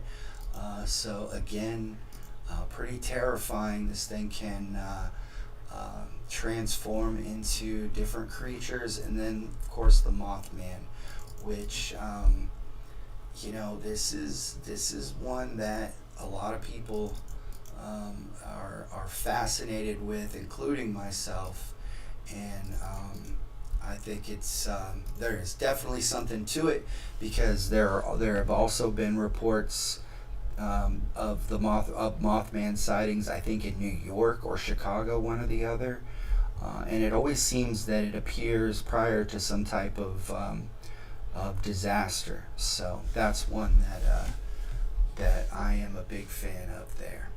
So yeah, guys, let me know what's your favorite or anything else that you want to include. I want to read about it. So let me know.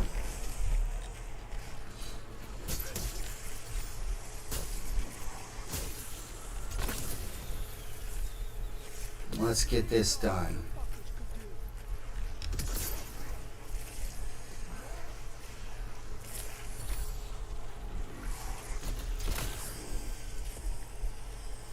We got one round to go here. Can't believe that stuff's still laying there. I mean, geez, I wish everything would stay that long.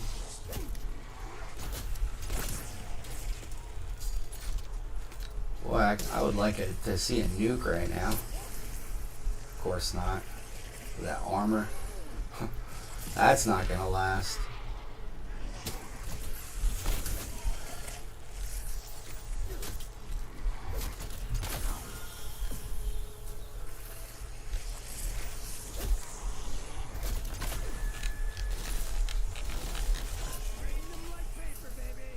I think, was that my combat axe that killed him? I think it might have been. I think I clipped him with it. That's what I mean. Sometimes he misses them.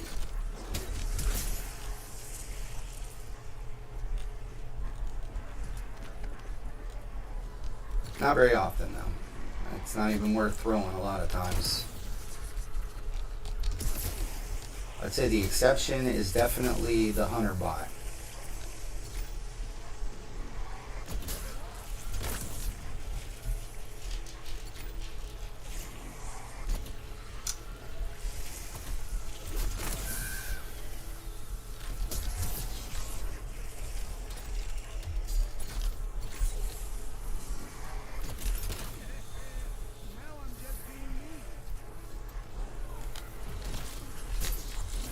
Oh, shoot.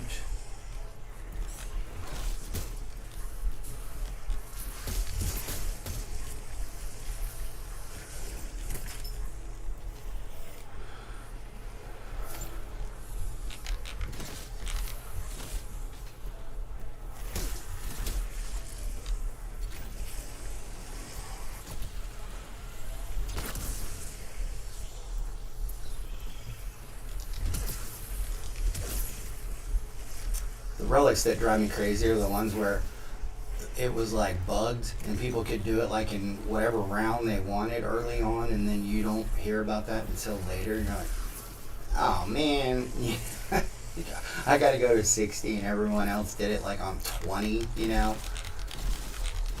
That's okay. I guess it makes you appreciate it more, right? Ah, there goes my armor.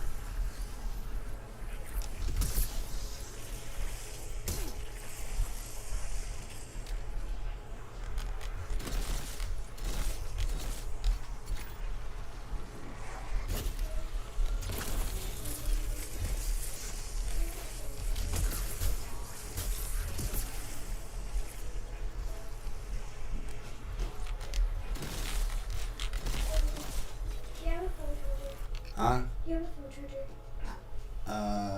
Yeah. No, you have it. Not exactly that's down. You gotta bring it back, and you gotta get a base to plug it in.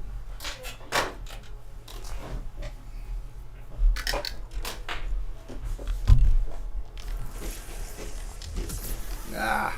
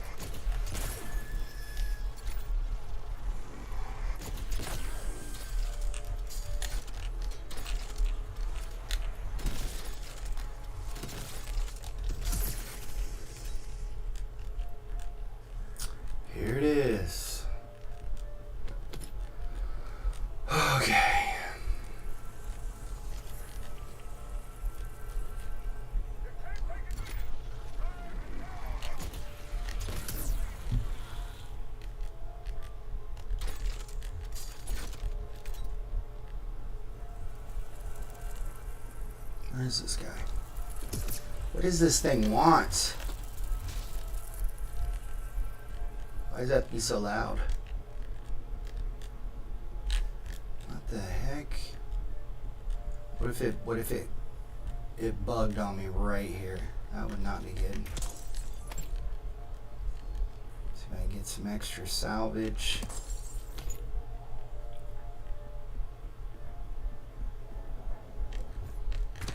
I guess what I would do is just switch it over to future Nuketown.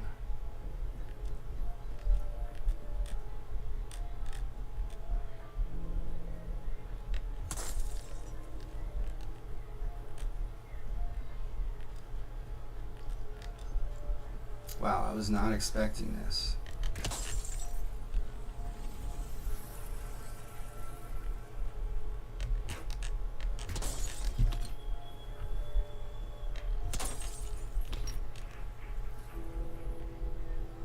Oh, I guess I need to change my weapon mod too. Let's go.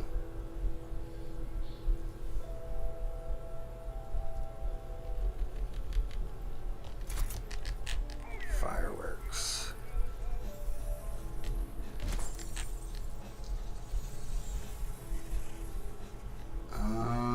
What's going on?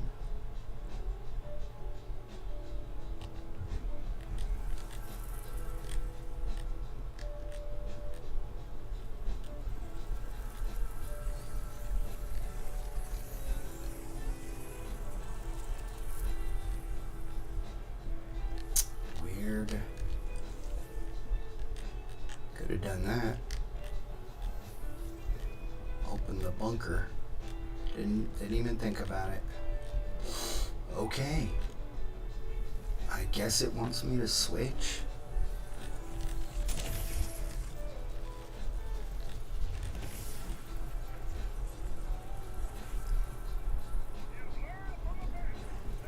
There he is.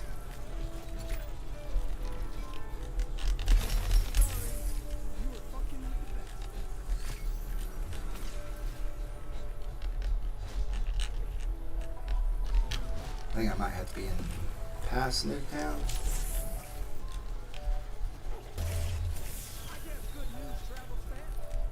And there it is.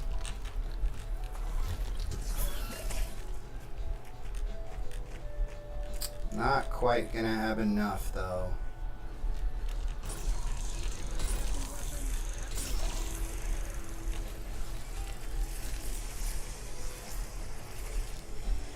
Just gotta be careful and not kill it.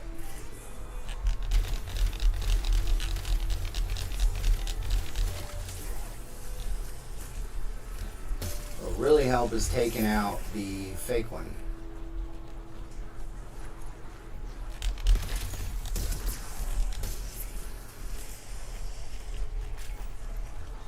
Not that one.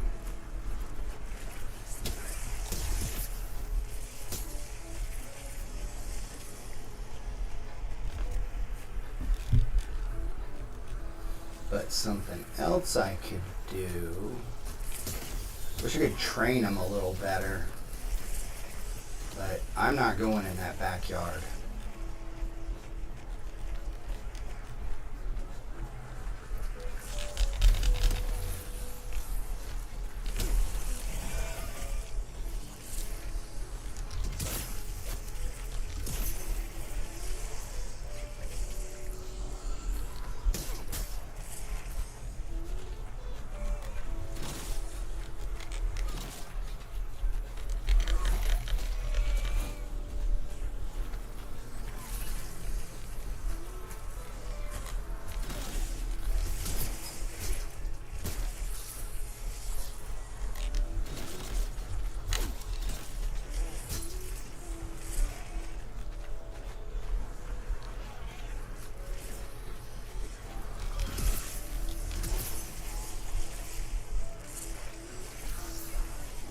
I hate that they're still spawn. It's like they should be it.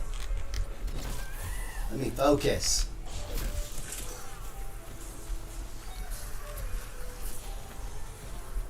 Love to get this other mimic out of here.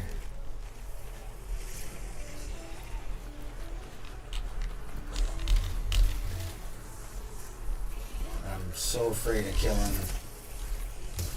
the red one. Let's see. Oh, not that one. But that one.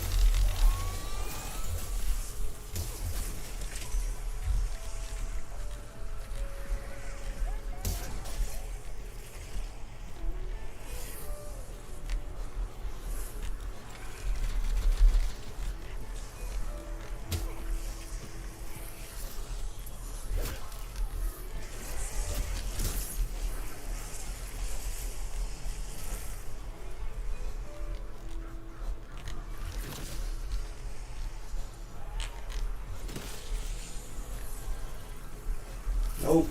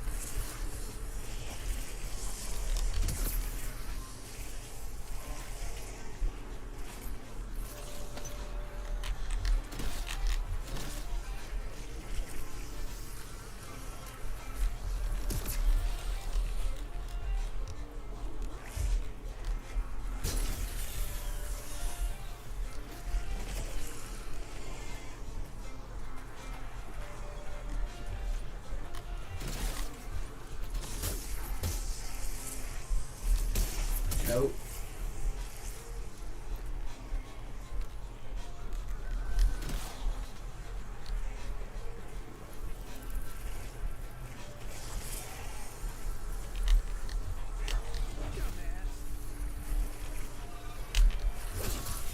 Oh, nope.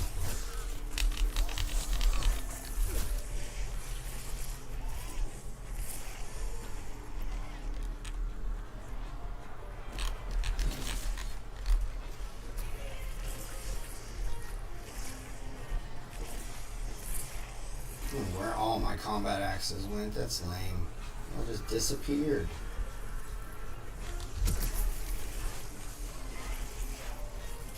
There's one. There's two. Okay, that's at least that. Oh, there's a third. Okay.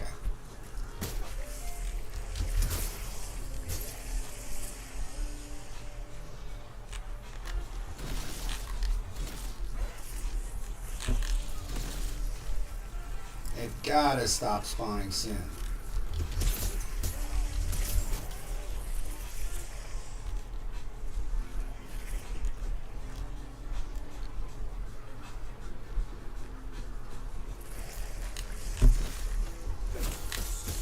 Oh!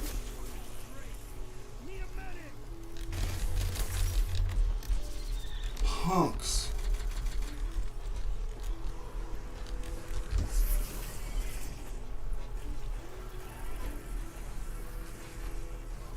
I was getting comfortable thinking, okay, we're getting close. Yeah, never get comfortable. You dope.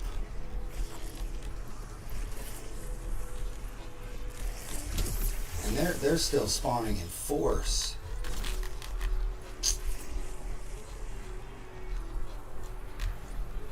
Oh my gosh, what a throw.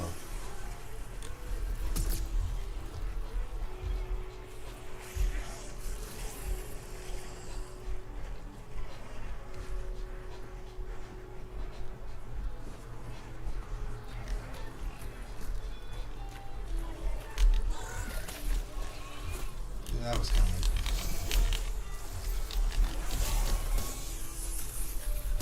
I guess that was it. I mean, I didn't hit him with anything. Alright, I guess I have to finish out the round to see. Oh, come on. Oh, for everyone I kill. Let's try that. Punks. Had to take my last exchange, man.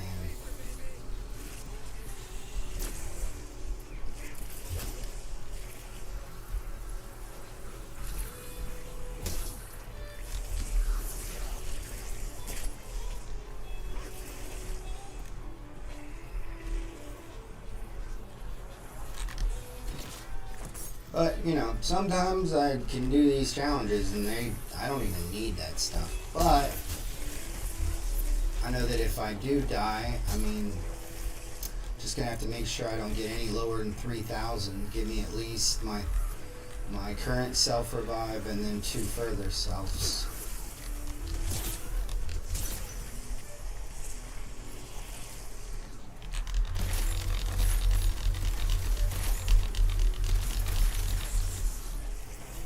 Look at him, still spawning. For everyone I kill.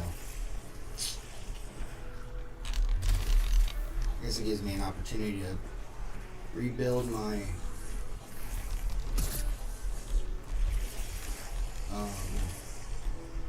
field upgrade, but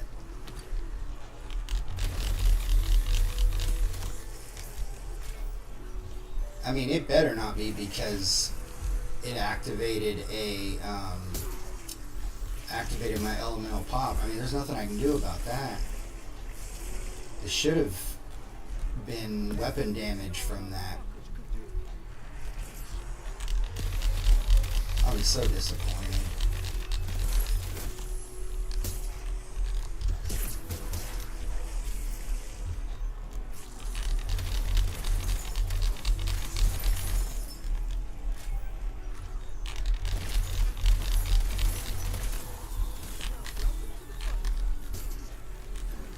That's pretty much what life is, just a series of oh, here we go.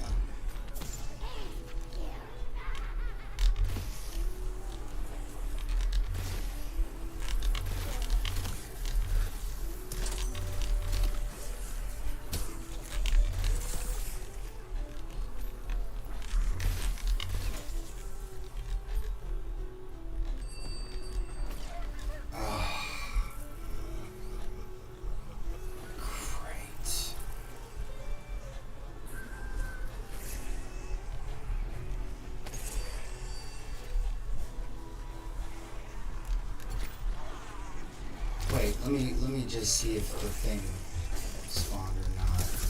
I don't see the red mimic. Isn't it like, I thought it was on top of that. The house already just went past, so I don't think it's there.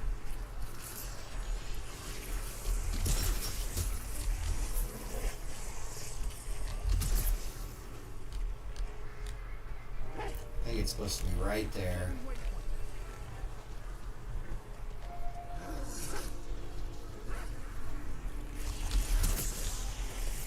What, do I have to take the knife up again? No, I still have it. Maybe I have to go back and it'll be there.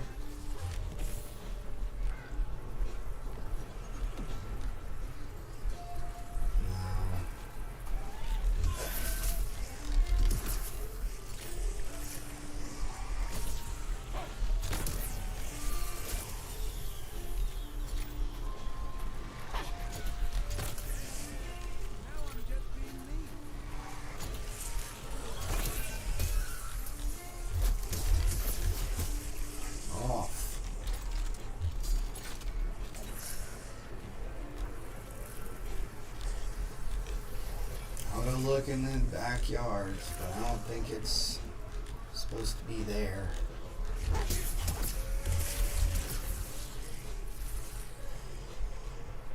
Must be right in the middle there, I'm pretty sure.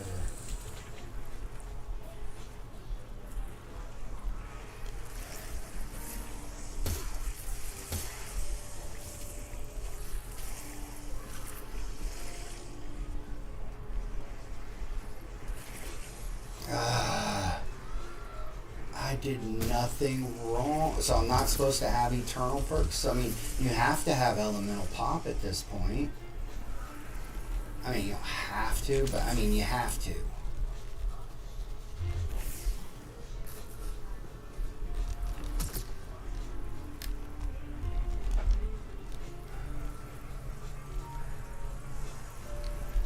So where's the stupid mimic then? I should get another chance.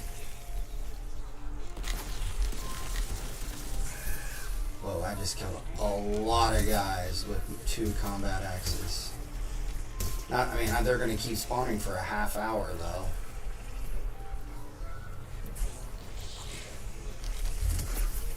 I did everything right.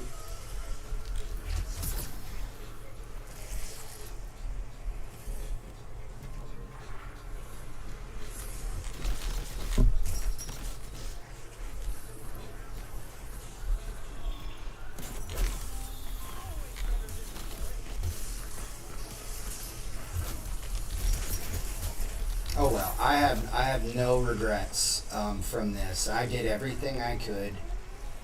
I really did. Put in max effort here. Plus I was, you know, talking over my gaming. So I mean, I've got nothing to be ashamed of. I did nothing wrong. Followed every step. Got to 60. Killed it with my knife. The fact that my elemental pop procking got me is just lame. That's just cruel.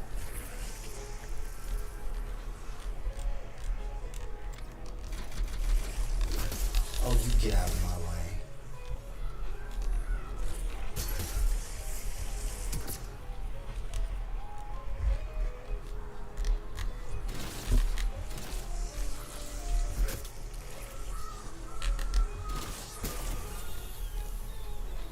Oh, hey. Nice. What in the world? Oh, okay, never mind.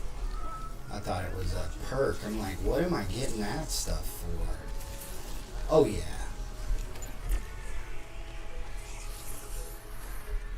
Bye-bye.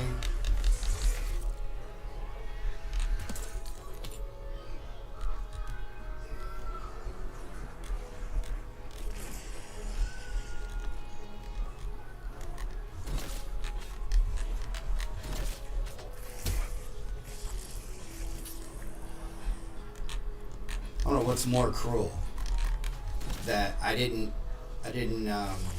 get the Mr. Peaks laugh, or that another mimic didn't spawn. I remember messing up and the mimic would spawn again.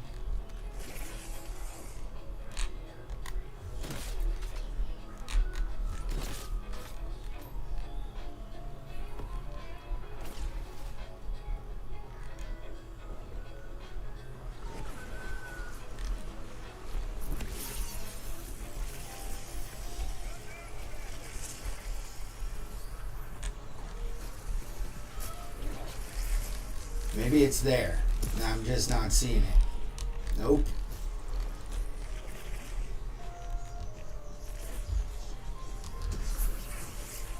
How cruel, man. How very cruel.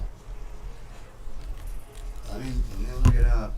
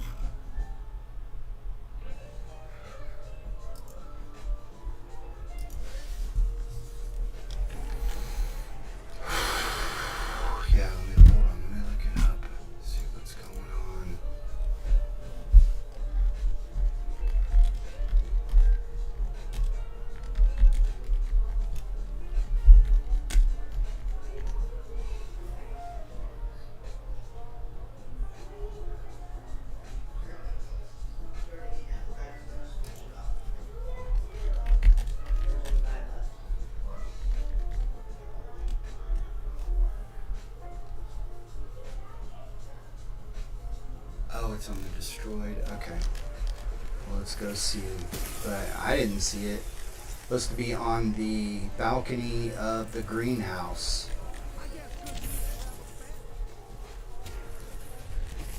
If it's there and it's been there, I would be so mad at myself. No, it's not there.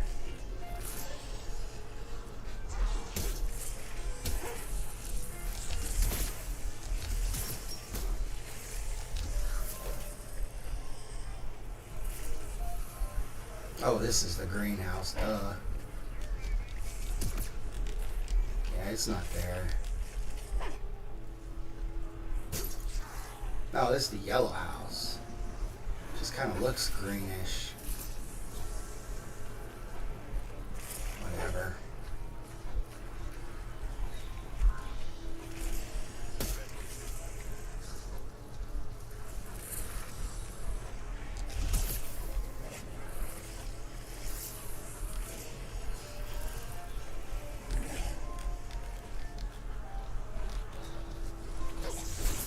I don't even get another chance.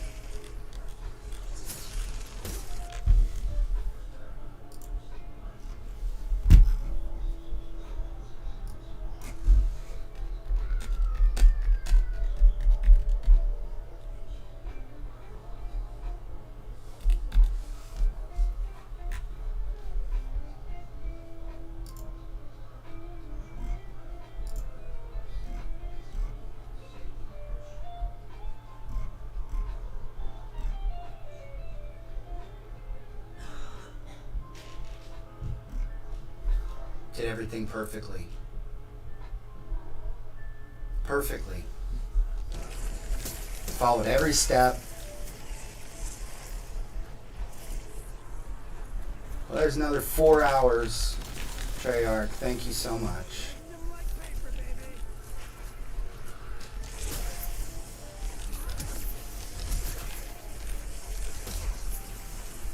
And for good measure, I killed 2,000 zombies with combat axes, trying to save my money, I know, not 2,000, but you know what I mean.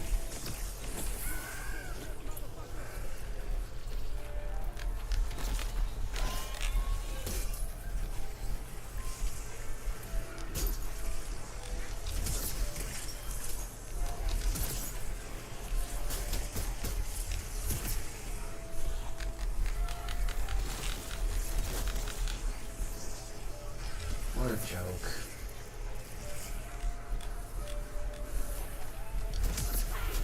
Look, I don't mind that they make us play so late into the game.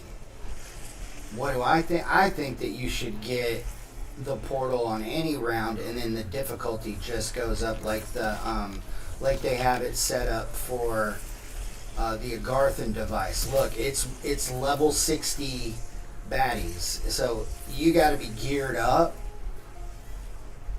No matter what round you do it on, you can. I had all the parts at round 5 yesterday, but you definitely don't touch that portal at round 5, because when you get in there, it's round 60 difficulty, and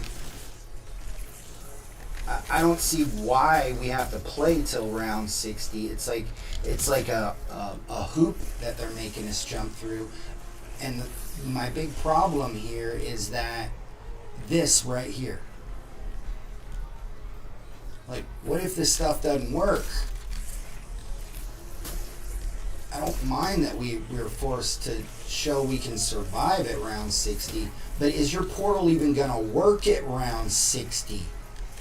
And I've had so... You don't understand. My frustration isn't from this, and this is like the 4th or 5th time I've tried this. This is, and this is the first time I did everything right, and it didn't work. The other ones I kept screwing up and killing the red mangler, the red mimic, but I had a bunch of tries. I think I'm having to survive in round 62. Why isn't this working? You know? Why can't I get more tries? I mean, I'm here. I jumped through your hoop.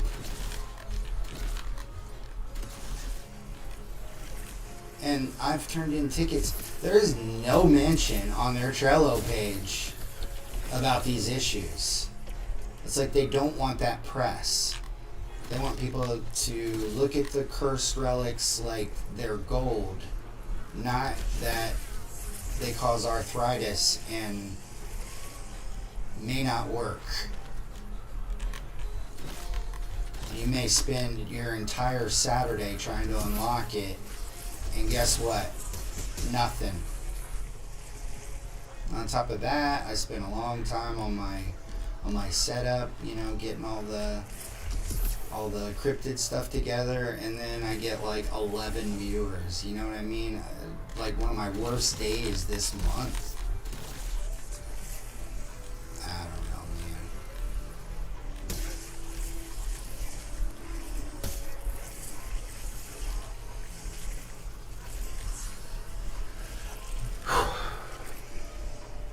I know a lot of people think they're like one of the number one desired jobs in the world is being a streamer, and I'm telling you, it's not easy. It costs a lot of money to get to this point, and it is very difficult to even come close to earning that back.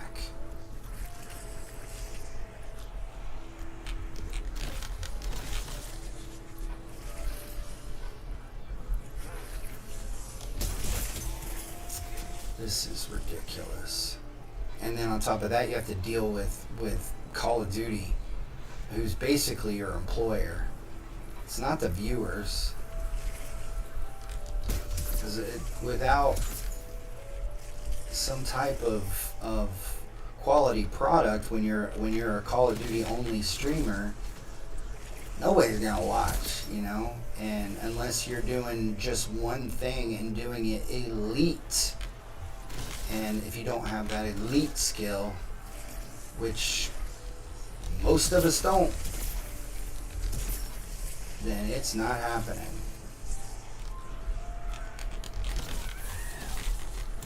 Persistence is probably the second best trait you can have as a streamer. But persistence only goes so far if the game doesn't work. And it makes you look bad, It looks like I did something wrong.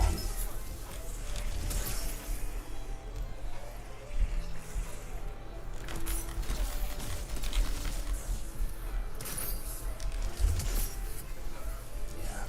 There's I think probably the thing that is bothering me the most with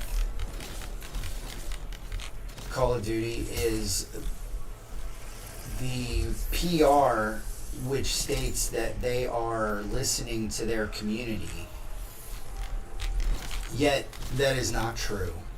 That is not unless you have 1 million followers will they even give you the time of day. Even if you're the one who hoisted up the biggest problem in the world, they won't listen to you until the person with 1 million followers says it. That's the only person they listen to. And so a lot of problems, say one of the people that they listen to they hang on his every word is Exclusive Ace. Dude only plays multiplayer. The only problem with multiplayer are the cheaters. Some balancing issues, but guess what? He says it and they balance it. Great. That's perfect. So what about the real problems in the game? The real broken things in the game. A lot of the things that they put on the Trello page that they say are broken, I didn't even know they were broken. It wasn't even like a big deal. Do I like the changes? Yeah, some of the changes are pretty cool, but they're not a big deal. But that's what they're wasting their resources on instead of fixing the things that are game breaking like this, or like Totenreich, where it bugged out on me when I was trying to do the main quest. You want us to get to round 50 and beat it? I can't even activate that little machine at round 150, and I can't even activate that machine at 50. Look who it is.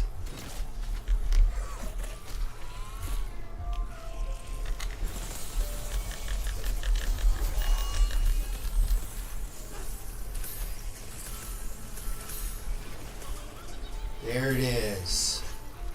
Oh my gosh. About freaking time, man. I guess better late than never. I just need a war machine.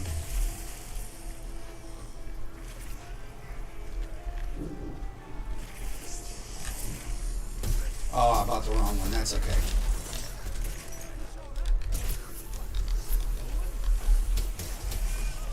Let's do it.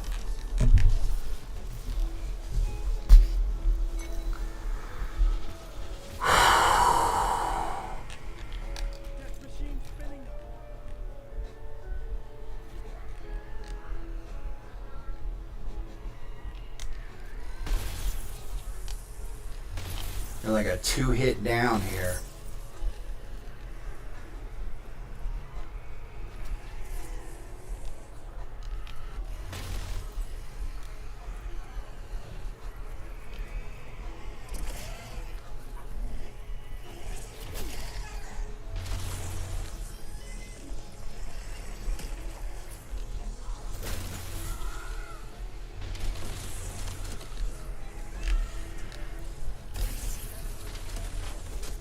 There's my down.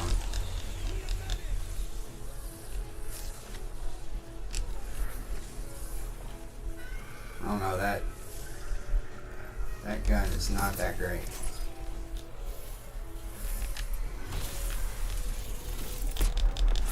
No. Oh, go.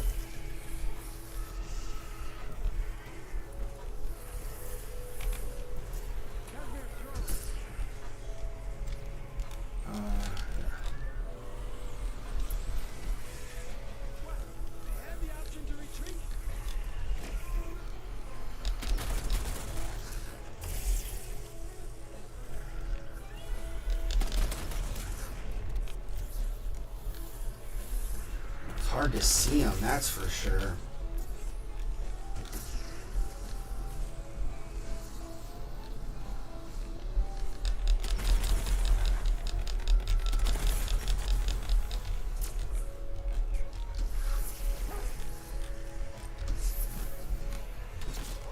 Oh shoot.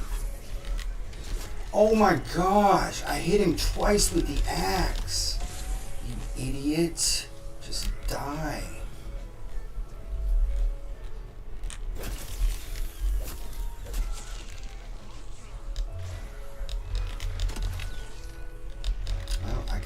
This thing anyway, so may as well now.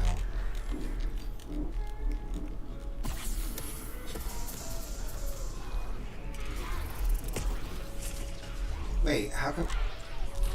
Last one, no.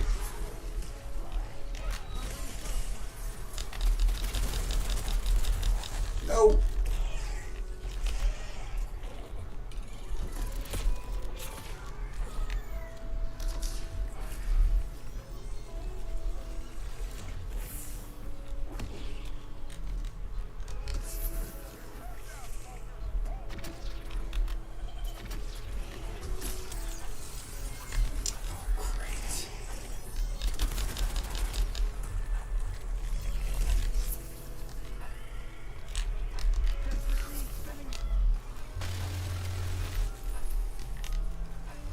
Can see a little better. Oh yeah, now it's out.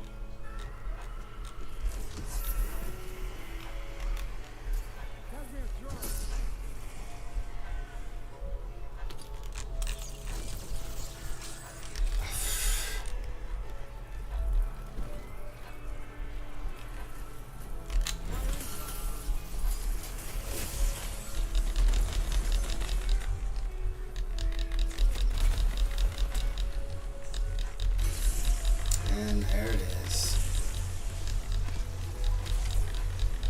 Oh well, guys, I tried. Definitely obtainable, But doesn't seem like this is gonna be it. No armor, dog. Oh, yeah. It would be so much better with a teammate too.